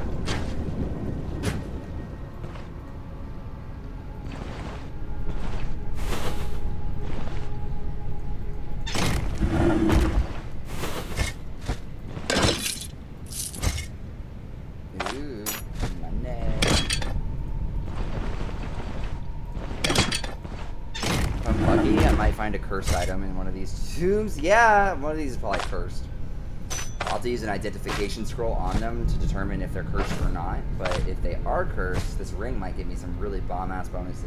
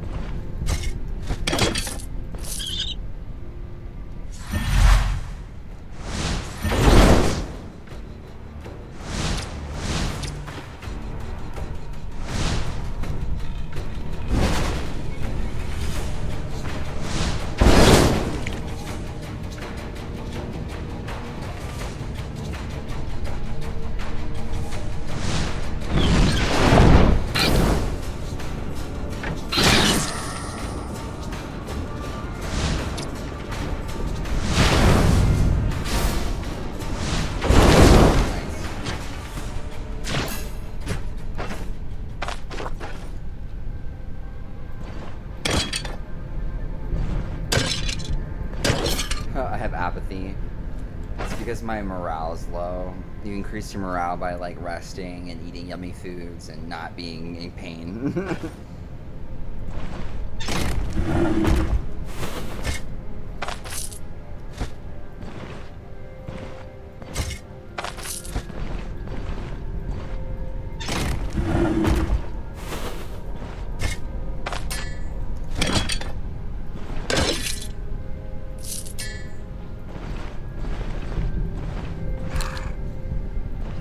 Should also be a boss of this dungeon. Okay, this is interesting. So, there's a ghoul here. So I'm gonna want to take out the ghoul first.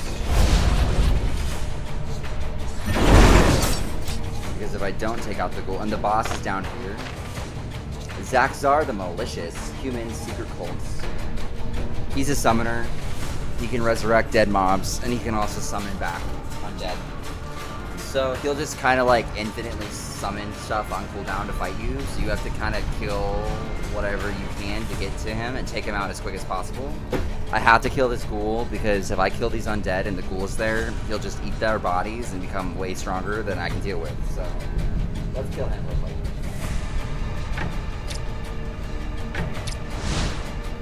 Wait for him to get one step closer to his trap.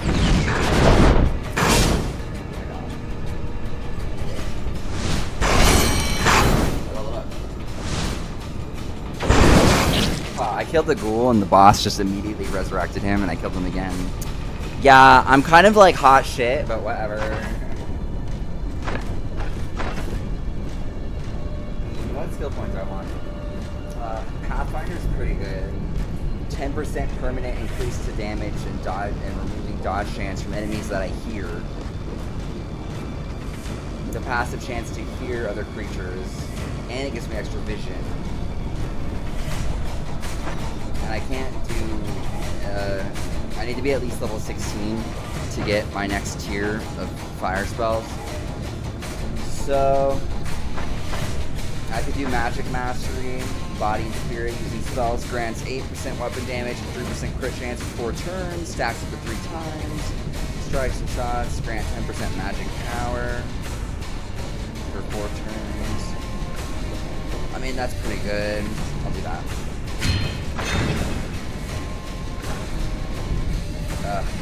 So many. I'm out of mana. I have to retreat. I won't be able to fight all of them. Especially with this guy reviving everybody. Oh my god, no! The freaking ghoul got resurrected. What the hell? A rat just came out of there.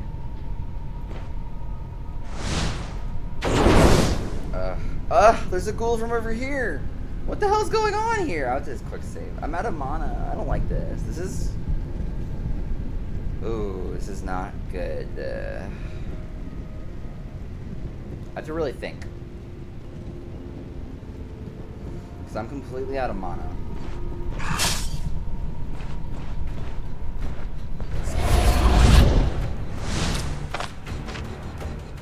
I literally don't know what to do here.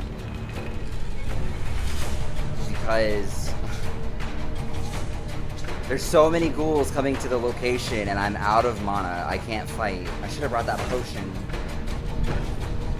And I don't have any door to hide behind and rest to get mana back. I'm just gonna pray I ignite him and set him on fire. He's apparently very resistant to magic. Not fire, but magic in general. I don't know, he just resisted like all my shit. Sucks dick. I'm not hitting him for shit. What the hell? I'm out of mana. It's bigger than ass. This might be my first quick save reload because I don't know where the hell this mob came from the left. He might have been summoned by the boss, but this is too many enemies for me to fight, and I'm out of mana with no potions. And they're closing in on my location. Okay. Here's what I'll do. Protective fire. That buys me like a... Oh, okay. Got lucky with that. And just like that, it's over. Do you see how quickly that you can die in this game? I'm gonna load back before I go to the boss, because that is hard. I have to think about how to approach it. Okay, the boss is right here. So the problem is, even if I kill the ghoul, the boss can resurrect him immediately. And even if it's gonna take all of my energy just to kill the ghoul and like maybe a mob, and the boss is gonna be at max range, like spamming magic attacks and summoning. And so I could just turn this mission in right now and get the reward. But I want to beat this boss so that I can get whatever. There's always like a big loot chest at the end of the dungeon, and the boss has a good loot table and gives you a ton of XP if you beat them. So I want to beat it, but this is a very hard situation. But if I play smart with my area of effect magic and get lucky with RNG, there's a chance I might be able to do it. Let's see. Like, they're not grouped up at all. Like, they're so far away, and this ghoul is gonna fuck my shit up.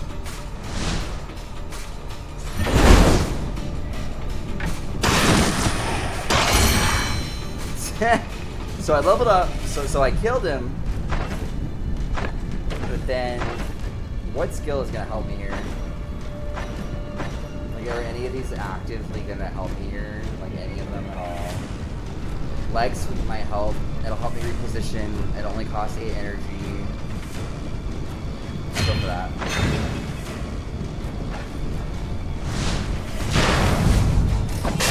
Oh god.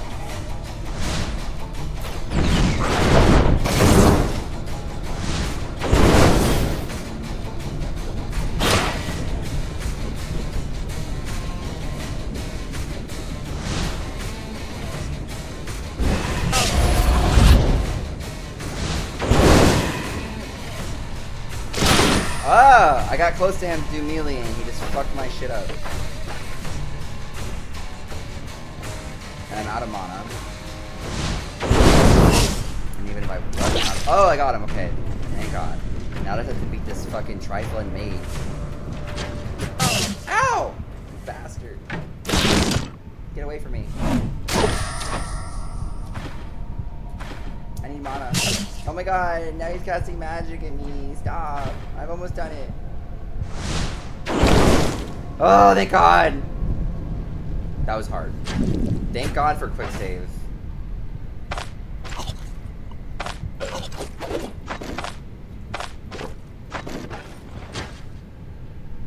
Ugh.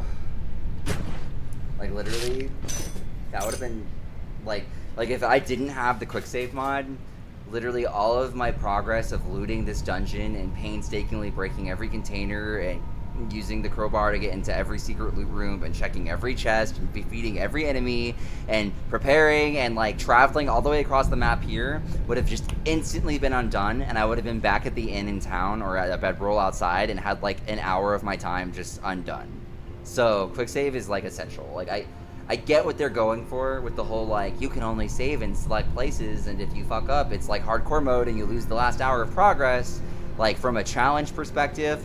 But from somebody who's done it enough times that just genuinely enjoys the gameplay loop minus the walking simulator that is when you die you having to do all that again, it's not fun. So quick save is like a necessity if you get into this game. That's like the one mod that I would say is needed at a point.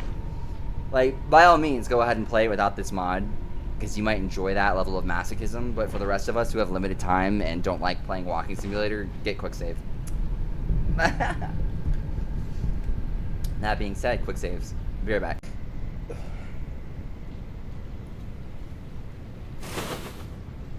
Alright, let's continue where we left off. Just narrowly survived that boss encounter. Just loot the room.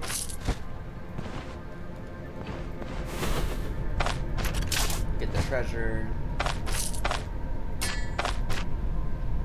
That'll sell well since it's not broken.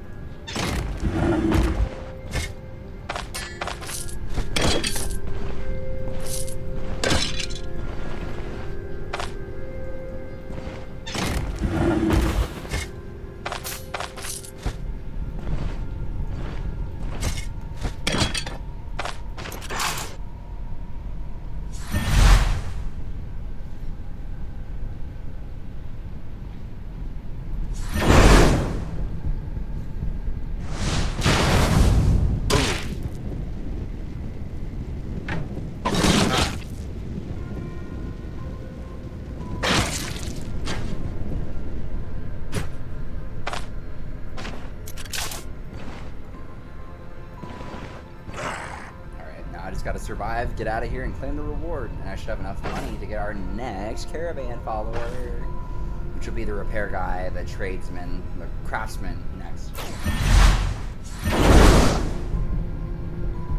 Come here, Mr. Zombie.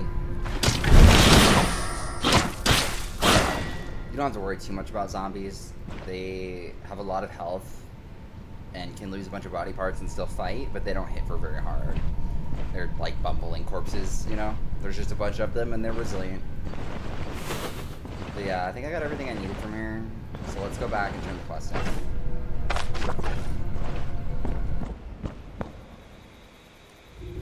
You have to be careful when exiting a catacomb or crypt at nighttime, like now, because a bunch of ghouls will be spawned during the nighttime here looking for corpses to eat, and they will become hostile on sight.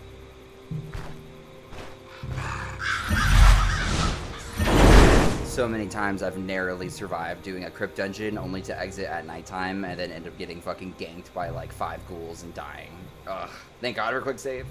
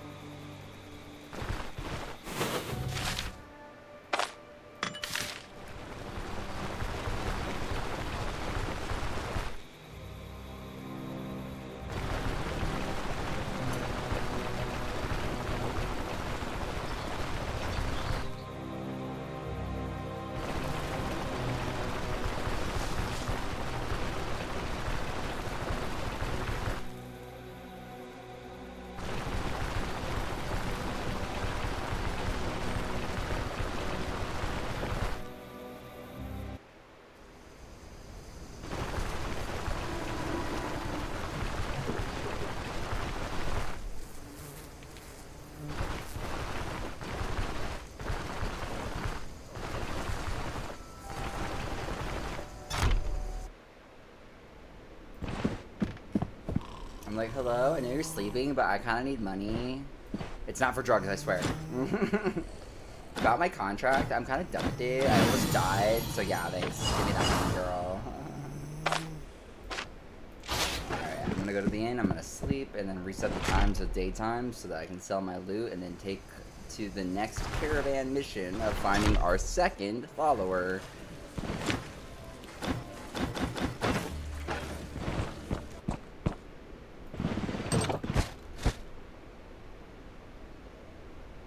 Oh, it's like really early. I'll just sleep till 2.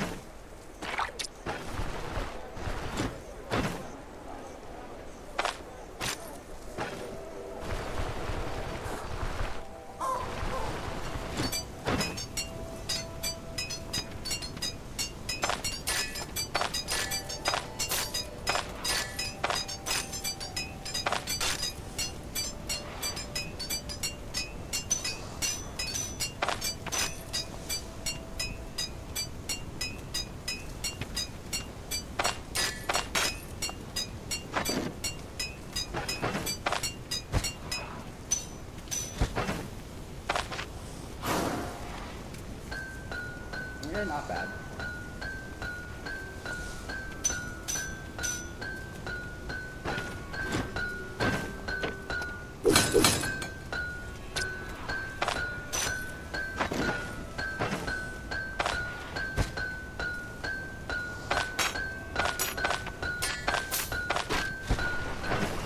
There's no point in identifying it. I can tell from the sprite art on it that it's damaged beyond repair, or damaged beyond being able to be sold, and the amount to repair it would cost more than I'd get for selling.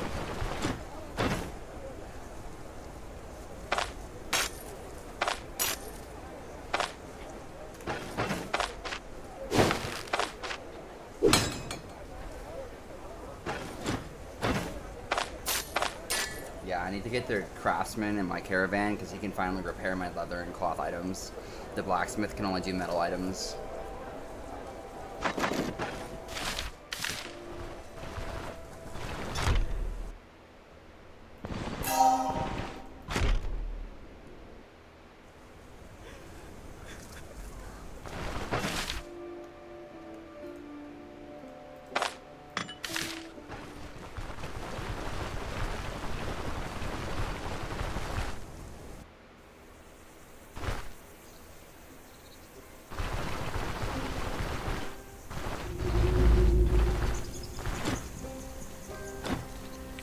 Here's your $1,000. Excellent. I'll focus on getting a new wagon. You find and persuade Daryl.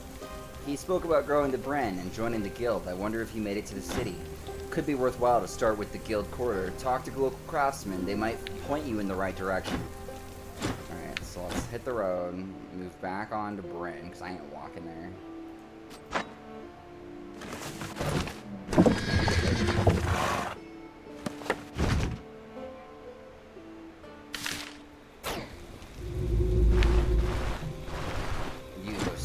Scout around. Oh, I guess you can't because you've already been here. If it's a new area, like you haven't discovered, she'll scout for you and collect like hunting trophies and furs for you.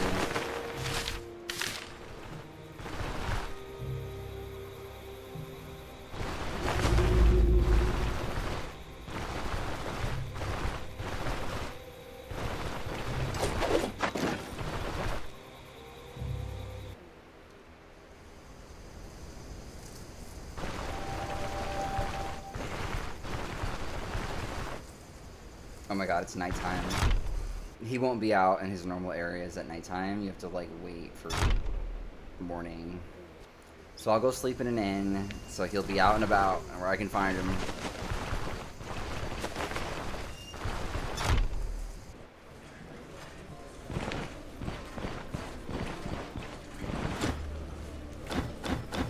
Oh my god, it costs $100 to sleep here? Whatever, I already paid for it. At least the room is nice. fancy. This is the fanciest room I ever stayed in. It's like so close to morning too. That's okay. But they give you free breakfast here. Even though they only gave me fruit soup, which isn't that great, but it's okay.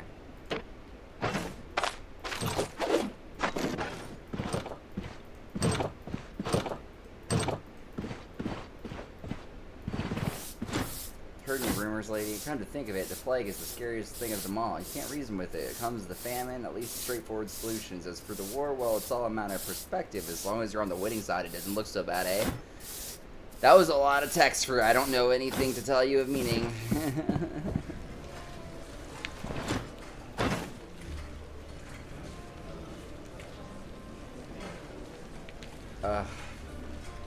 They have good food here, but it's really expensive.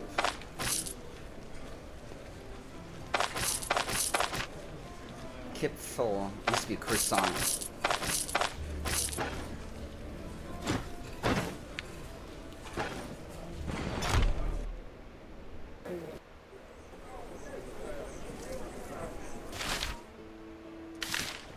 Alright, let's look for Daryl in the craft quarters.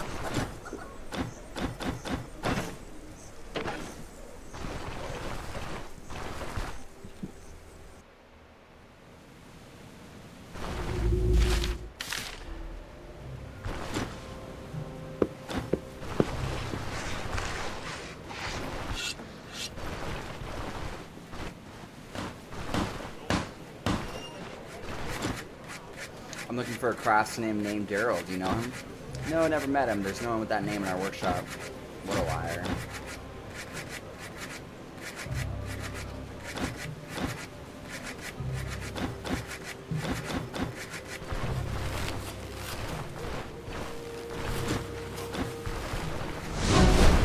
Oops.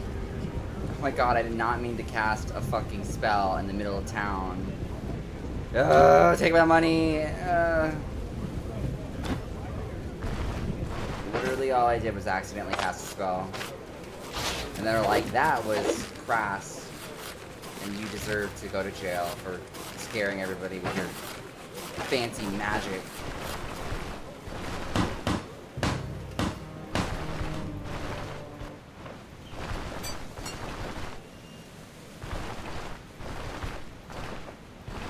Alright, there's like 2 directors of the trade people that I have to find to ask about the whereabouts of this dude.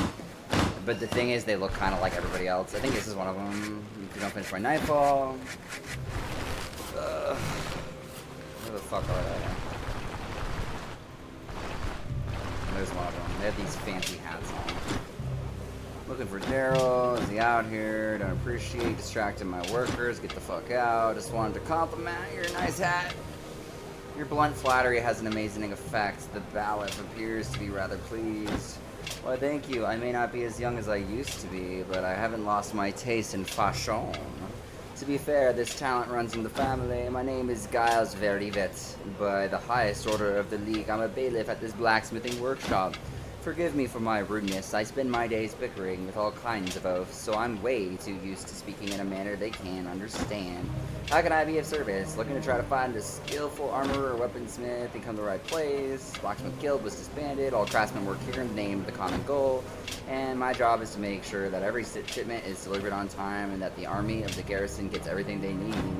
We're not selling, as you may have guessed. Everything around here exists solely to support the war effort. Can't make any exceptions. If we don't finish this by nightfall, John will have my high. Less talking, more working, you laggards. Yeah, okay. It's like one other person I had to find. Can you repair my shit?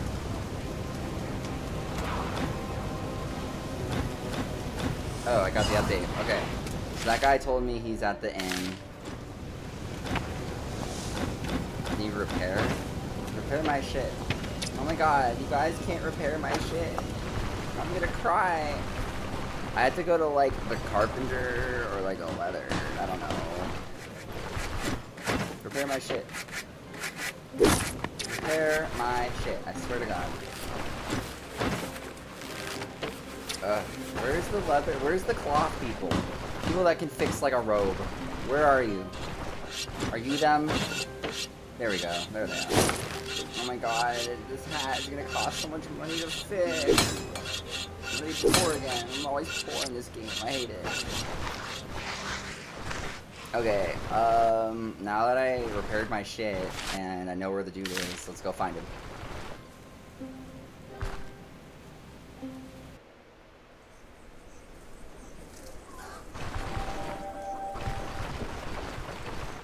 Oh yeah, this game has like the guards. If you steal anything, you'll have a warrant on your head and they'll come fucking find you. If you cast magic or do like violent acts in town, they'll come find you. You can get thrown in jail. You can get all your shit taken, like your money. Or they'll just get to the point where they say, he's unlawful, let's kill him, and all the guards will become hostile and try to kill you. It's great. Get you a ticket. So you have to be really careful not to click on something like an item on the floor and accidentally loot it and steal it and make everyone mad at you. Hey, I know every face around here, but yours is new. Sit, let's drink. I'm Daryl. Nice to meet you. How about a story? Everyone here is already sick of hearing it, but maybe at least you will take me seriously. If only you lot knew what's happening below Aldor's old churches. The host abandoned us. The host is like their version of God. This much I'm certain of. I'm used to be with a caravan, did jobs for a certain treasure hunter all over Aldor. One of them took us to an old monastery where we got ambushed by some cellar-dwelling freaks. That was the mission with Gwynel that failed in the prologue and like almost everybody died. Half the caravan was slaughtered on the spot, the rest dragged into the catacombs. Only by some miracle, I and 3 others managed to escape. Daryl doesn't react to your words. Right now, he just wants someone to listen. Lost my sleep because of this. I figured I could start a new life in Bren, leave it all behind. But the reality is, I'm just a serf for the guild. Before all this, I spent decades on the road. Traveled to Jakin, Thnistra, everywhere in Aldor. Saw many sights along the way. And you know what? I miss it. The wind on my face, the creaking of wagon wheels. But now there's nothing for me to do except breaking my back for a few crowns and drinking like a pig. Amen, God bless. Listen, how about you join us? I'm gathering a caravan. We could use someone with your skills. Who's we? That would be me. And remember that guy from that failed mission that you're traumatized by? Varen? Yeah, him. Now, wait a second. Varen sent you? No wonder you're being so agreeable. Keep listening. Tell him I refuse. There's no way I'm walking into the same trap twice. One time was plenty. Locke and Varen's deaths are on him. Don't blame Varen. The chapel was Gwynel's idea, and now he's on the run. We went to his hut. Everything there reeks of death. Not sure what he's planning, but he needs to be found. And why should I care? What's done is done. It's kind of right. Before the chapel, I at least knew what to expect from the job. Unlike you, I'm not a mercenary. I can't risk my life like this. So your comrades died and ding? Or would you rather spend the rest of your days slaving for the guild? Yeah, right. Daryl takes a few seconds to mull it over. You're right, the guild sucks. Can't rightfully say I enjoy my current life of drudgery, but there's no future for me here either, and the past died in those cellars, so... It's Varen's fault still, though, so his fault for leading us into a bloodbath, for trusting Gwynel. But you're right, Gwynel must answer for everything. Fine, you in. I'll talk to Varen. Where did you set camp? There. Then I'll see you there, and might as well start packing. Almost all my stuff belongs to the guild, but I still own a few things. I'll sort it out when I get to it. Till later. Nice. So now we have a guy that can repair my shit. Finally. So let's go back to the caravan, meet up with our new boy toy, and then we'll have one other person that I had to, once again, save money to get to.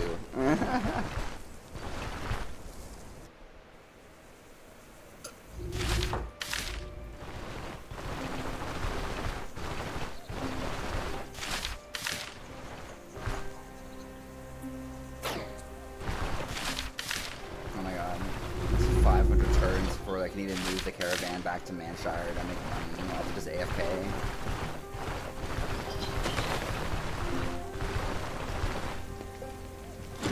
Ah, there you are. Varen and I just talked. Are you guys boyfriends now? Well, enough. He's already introduced me to the swing of things, told me about what you saw in Gwynel's hut. Now I want to get my hands on him even more. Oh yeah, they're definitely boyfriends now. Frankly, anything beats the guild serfdom. This way I can at least relive my old days, especially now that we have someone to guard us. Oh, that's me. Varen has already found a wagon for me. I've just finished loading my stuff into it. It looks like I'm all set, ready to hit the road when you are. So agreeable. Mister can repair my shit. Thanks. Alright. I'd say let's hit the road, but I got 400 turns left, so I'm just gonna fucking sleep until 8 a.m. Hopefully none of my food expired in my backpack. Oh look, my food expired in my backpack. Eat. Drink. Okay. Now I can go. Will that girl do anything? No, no. No, she won't. Okay.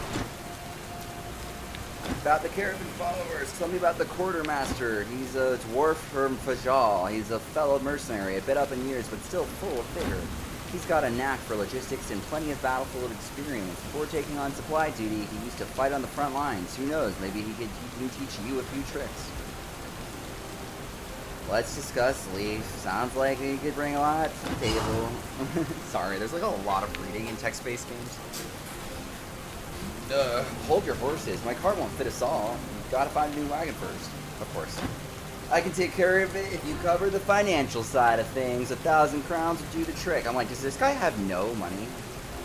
We can't spend that much because I'm poor. Then I'm afraid there's no point. Okay, so then let's just move the caravan back to the mid-tier zones where I can actually do quests. Thanks. Hooray!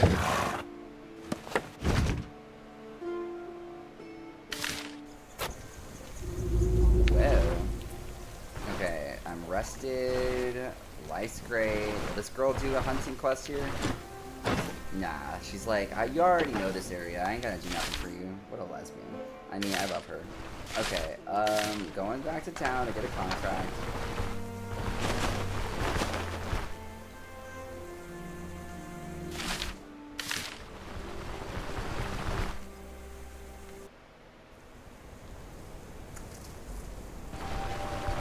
Alright. My crowbar is broken, basically. I'm gonna get another one. And how am I looking on food? I don't have nearly enough, because, like, all of this is gonna rot. How much? Okay. Yeah, I have, like, no food. So, all of my budget's gonna go to food. But fortunately, I have medical supplies, so I'm good there. Food, please. I wish to live. Maybe this is why cooking at the Caravan is such a new concept. Like, maybe I could make better food for cheaper than buying it here. But also, gathering ingredients and hunting takes a lot of time and effort that I just, like, ain't got. You know? If it ain't fighting bandits or zombies, like, I ain't got time for it. All the animals run away from you, and if you don't kill them with, like, arrows or, like, a mace, you can't even gather most of their shit anyway. So, like, you know? You have to almost play a ranger to even do, like, getting meat. You can buy meat from, like, a vendor, but, like, at that point, if I'm going to a store to buy my ingredients, I might as well just buy food point blank. That's at least my 2 cents. Some people might like the cooking gameplay. So, I need $1,000, which I ain't got because I'm broke. I'm Jenny from the block before she got big. Alright, I'm looking good. Tell me something interesting. Wow. He's like, I might have heard something valuable, but it won't be free. I'm like, well, I'm broke as fuck. So, like, what about all those missions I've done for you and all the reputation I've gained with you? That means nothing to you. You're still gonna charge me for a rumor. Whatever, then. Yeah. Okay, Echoes of the Plague. That one's gonna be in the Crimson Plague, a Chapel of the Gilding Star. It's gonna be religious cultists. Let's go. They're almost like demons more than even people at this point. They're not even people, really. They're like demon cultist worship people that have become like infused with like abomination energy. They're like messed up looking. You'll see. Okay, I have enough food and medical supplies. I repaired my gear. So let's set the flag of travel and let's get out there. On the road again. Can't wait to get on the road again. My friend. I forgot to get the blessing from the church, but like by the time you fucking hike to the goddamn place, like the blessing's up anyway. They really need to change it to where like when you're moving across the map, don't kill me. When you're moving across the map, like it shouldn't use your like vigor or use like your buffs up. Because like you're in town, you get all your buffs, and then by the time you get to the dungeon, it's like uses almost all of your buff duration. So it's annoying. I guess they want you to like move the caravan outside of your mission and camp like right next to it and get your buffs, which would make sense, but who's got time for that? Oh my god, I got shot. Don't shoot me.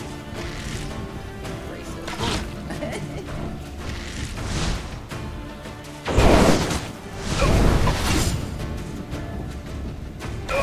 Nice dead. Yeah. Get burned. No.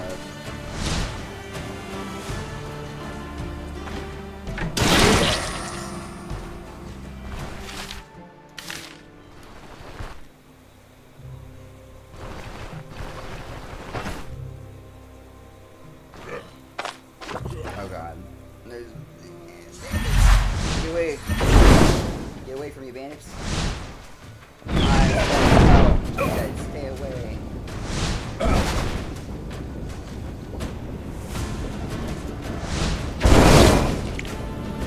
Nice.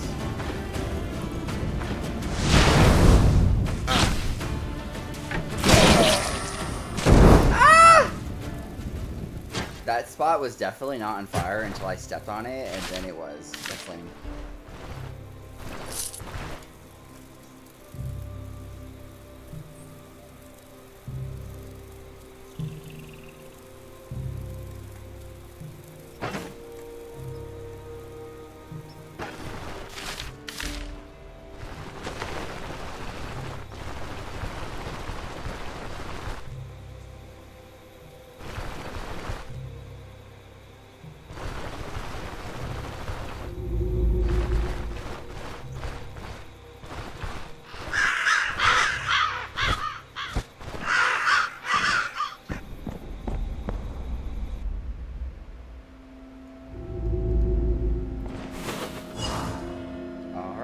Gotta find 2 anatomical diagrams. The collect things ones are usually easy, but I almost always kill everything just for the experience and loot anyway. So, yeah, like one of the anatomical diagrams is just on the ground right here. There's another one right here. You could, like, if you get a mission like this, you could literally just walk in the door, grab the shit, and leave without having to kill anything and get the money. But you're missing out on, like, these dungeons only respawn like once every like week or 2. So once I exit with the conditions fulfilled, it'll be locked up and I won't be able to get any of the loot or XP from the monsters if I didn't do them while I was here. So I'm just gonna go ahead and explore and loot everything and kill everything anyway, so we get the most from this mission.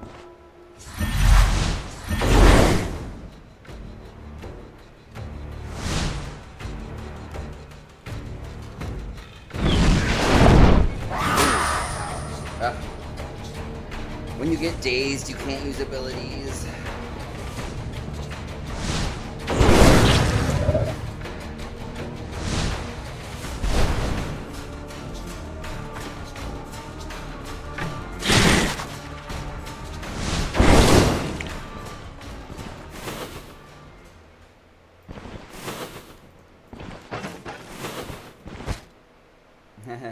It's like a smoking mix.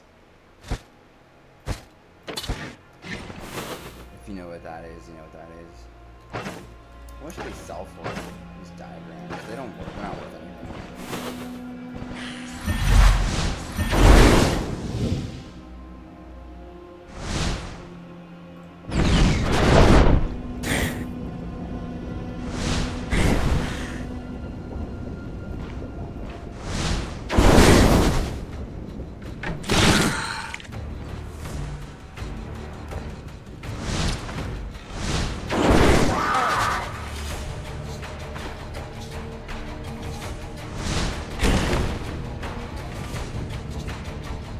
Oh my god, I destroyed a quest item by burning it with fire and I got an achievement. That's great.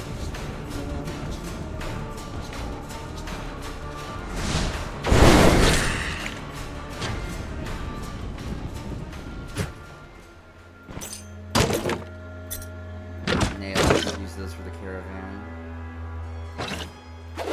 Is this needed? Yeah, it's used for something in the caravan. No, I don't have that. Oh,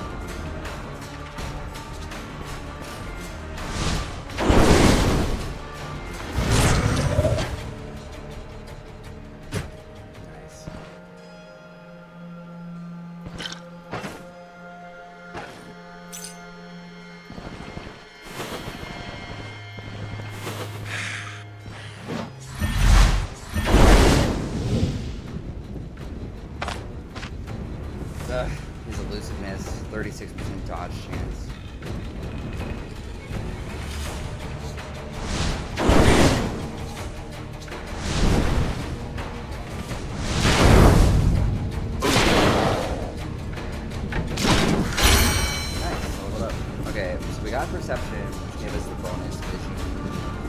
Doing pretty good on energy. So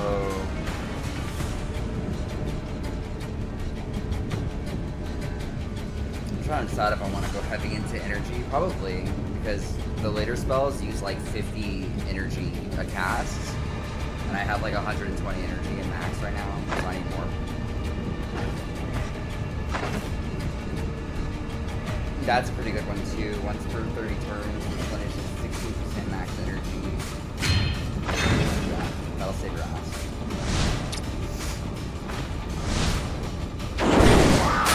Ah.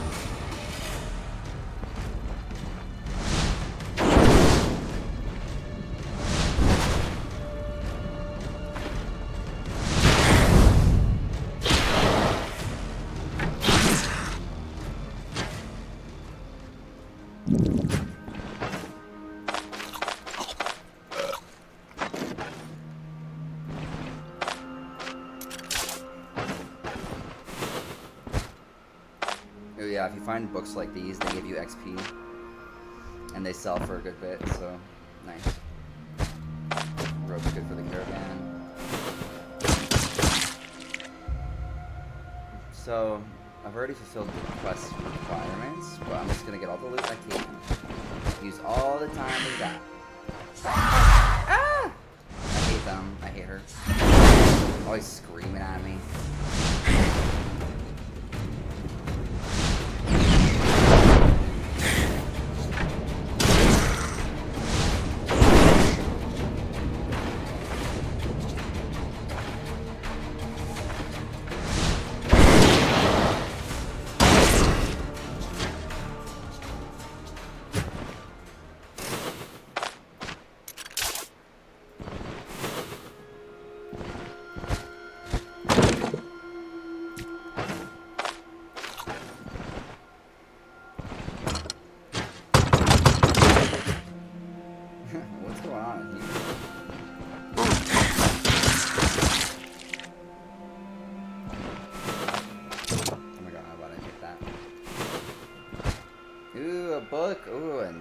Book too.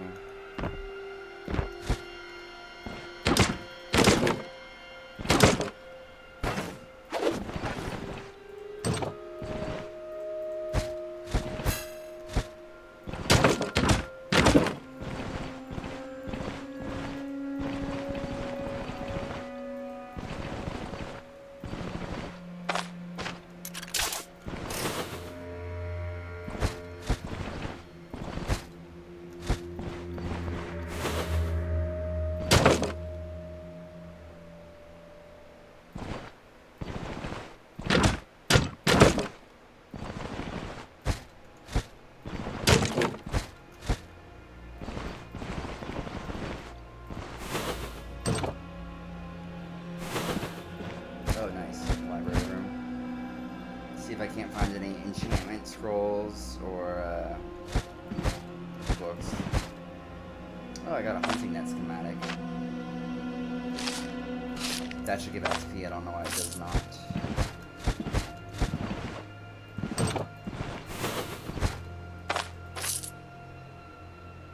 Ugh, these can only be used to repair armor, not weapons. Lame.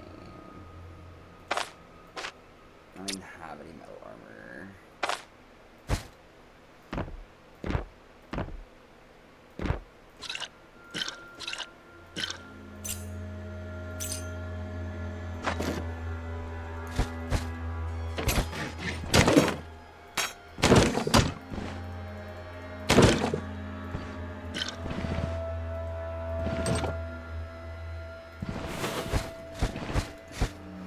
Like shells that have like clearly have things on them from the pixel art.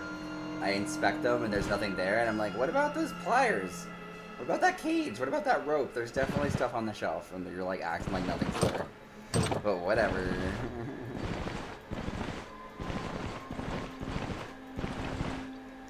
Okay, this looks like the boss room. Let's get ready. Yeah. Ooh, there's a big mamma jamma. Azados the Quick.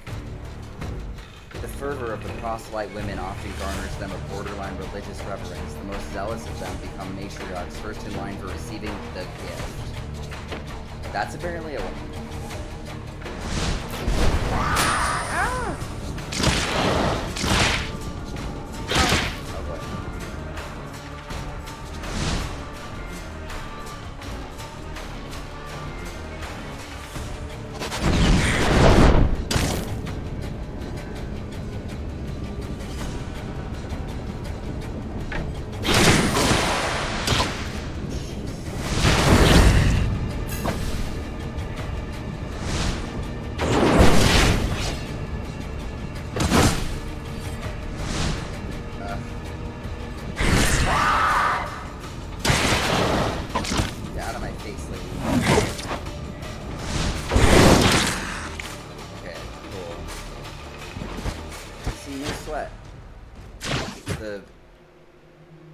These ones are like the easier dungeons.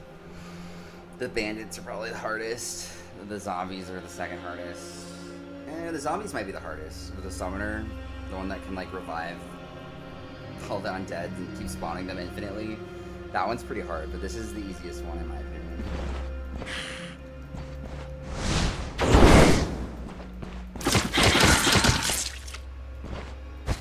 Ooh, treasure. Okay, let's get out of here. With my treasure and my quest objectives, I'm ready to receive my reward.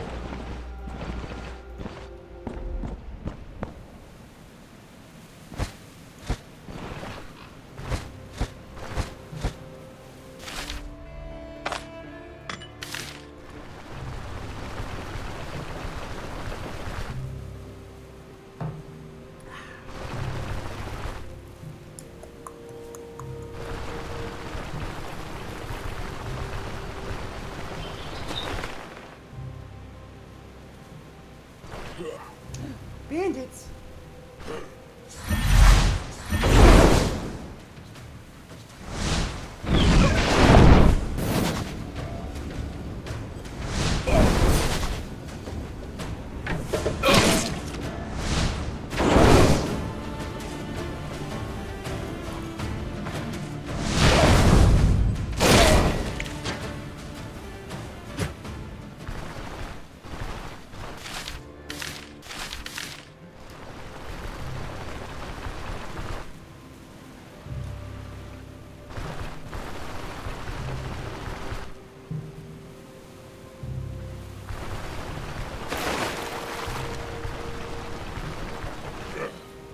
More bandits. When will you guys learn? Wow, I messed up. Oh god, follow me. Get away from me, mister! That's not my purse! Oh my god, they're coming from every angle.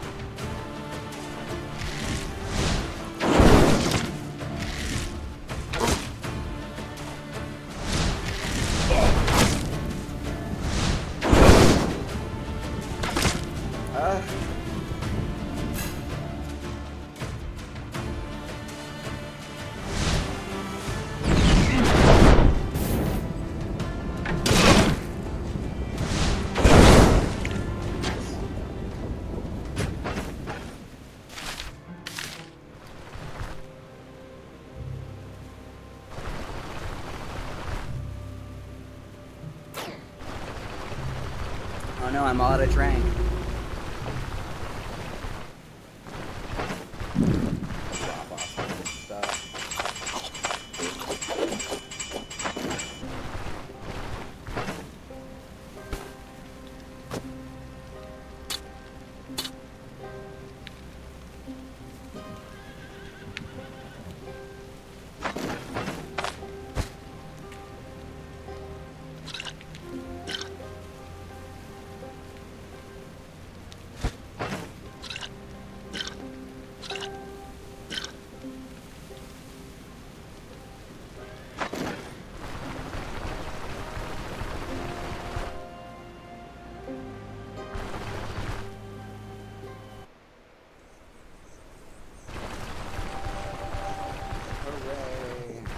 Give me the reward.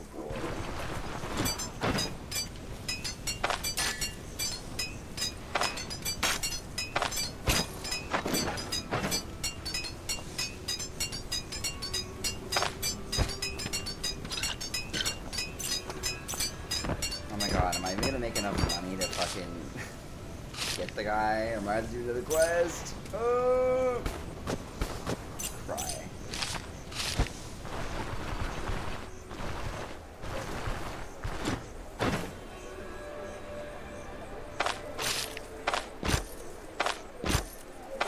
Buy my shit, my lord. I'm not gonna make enough money. That's okay.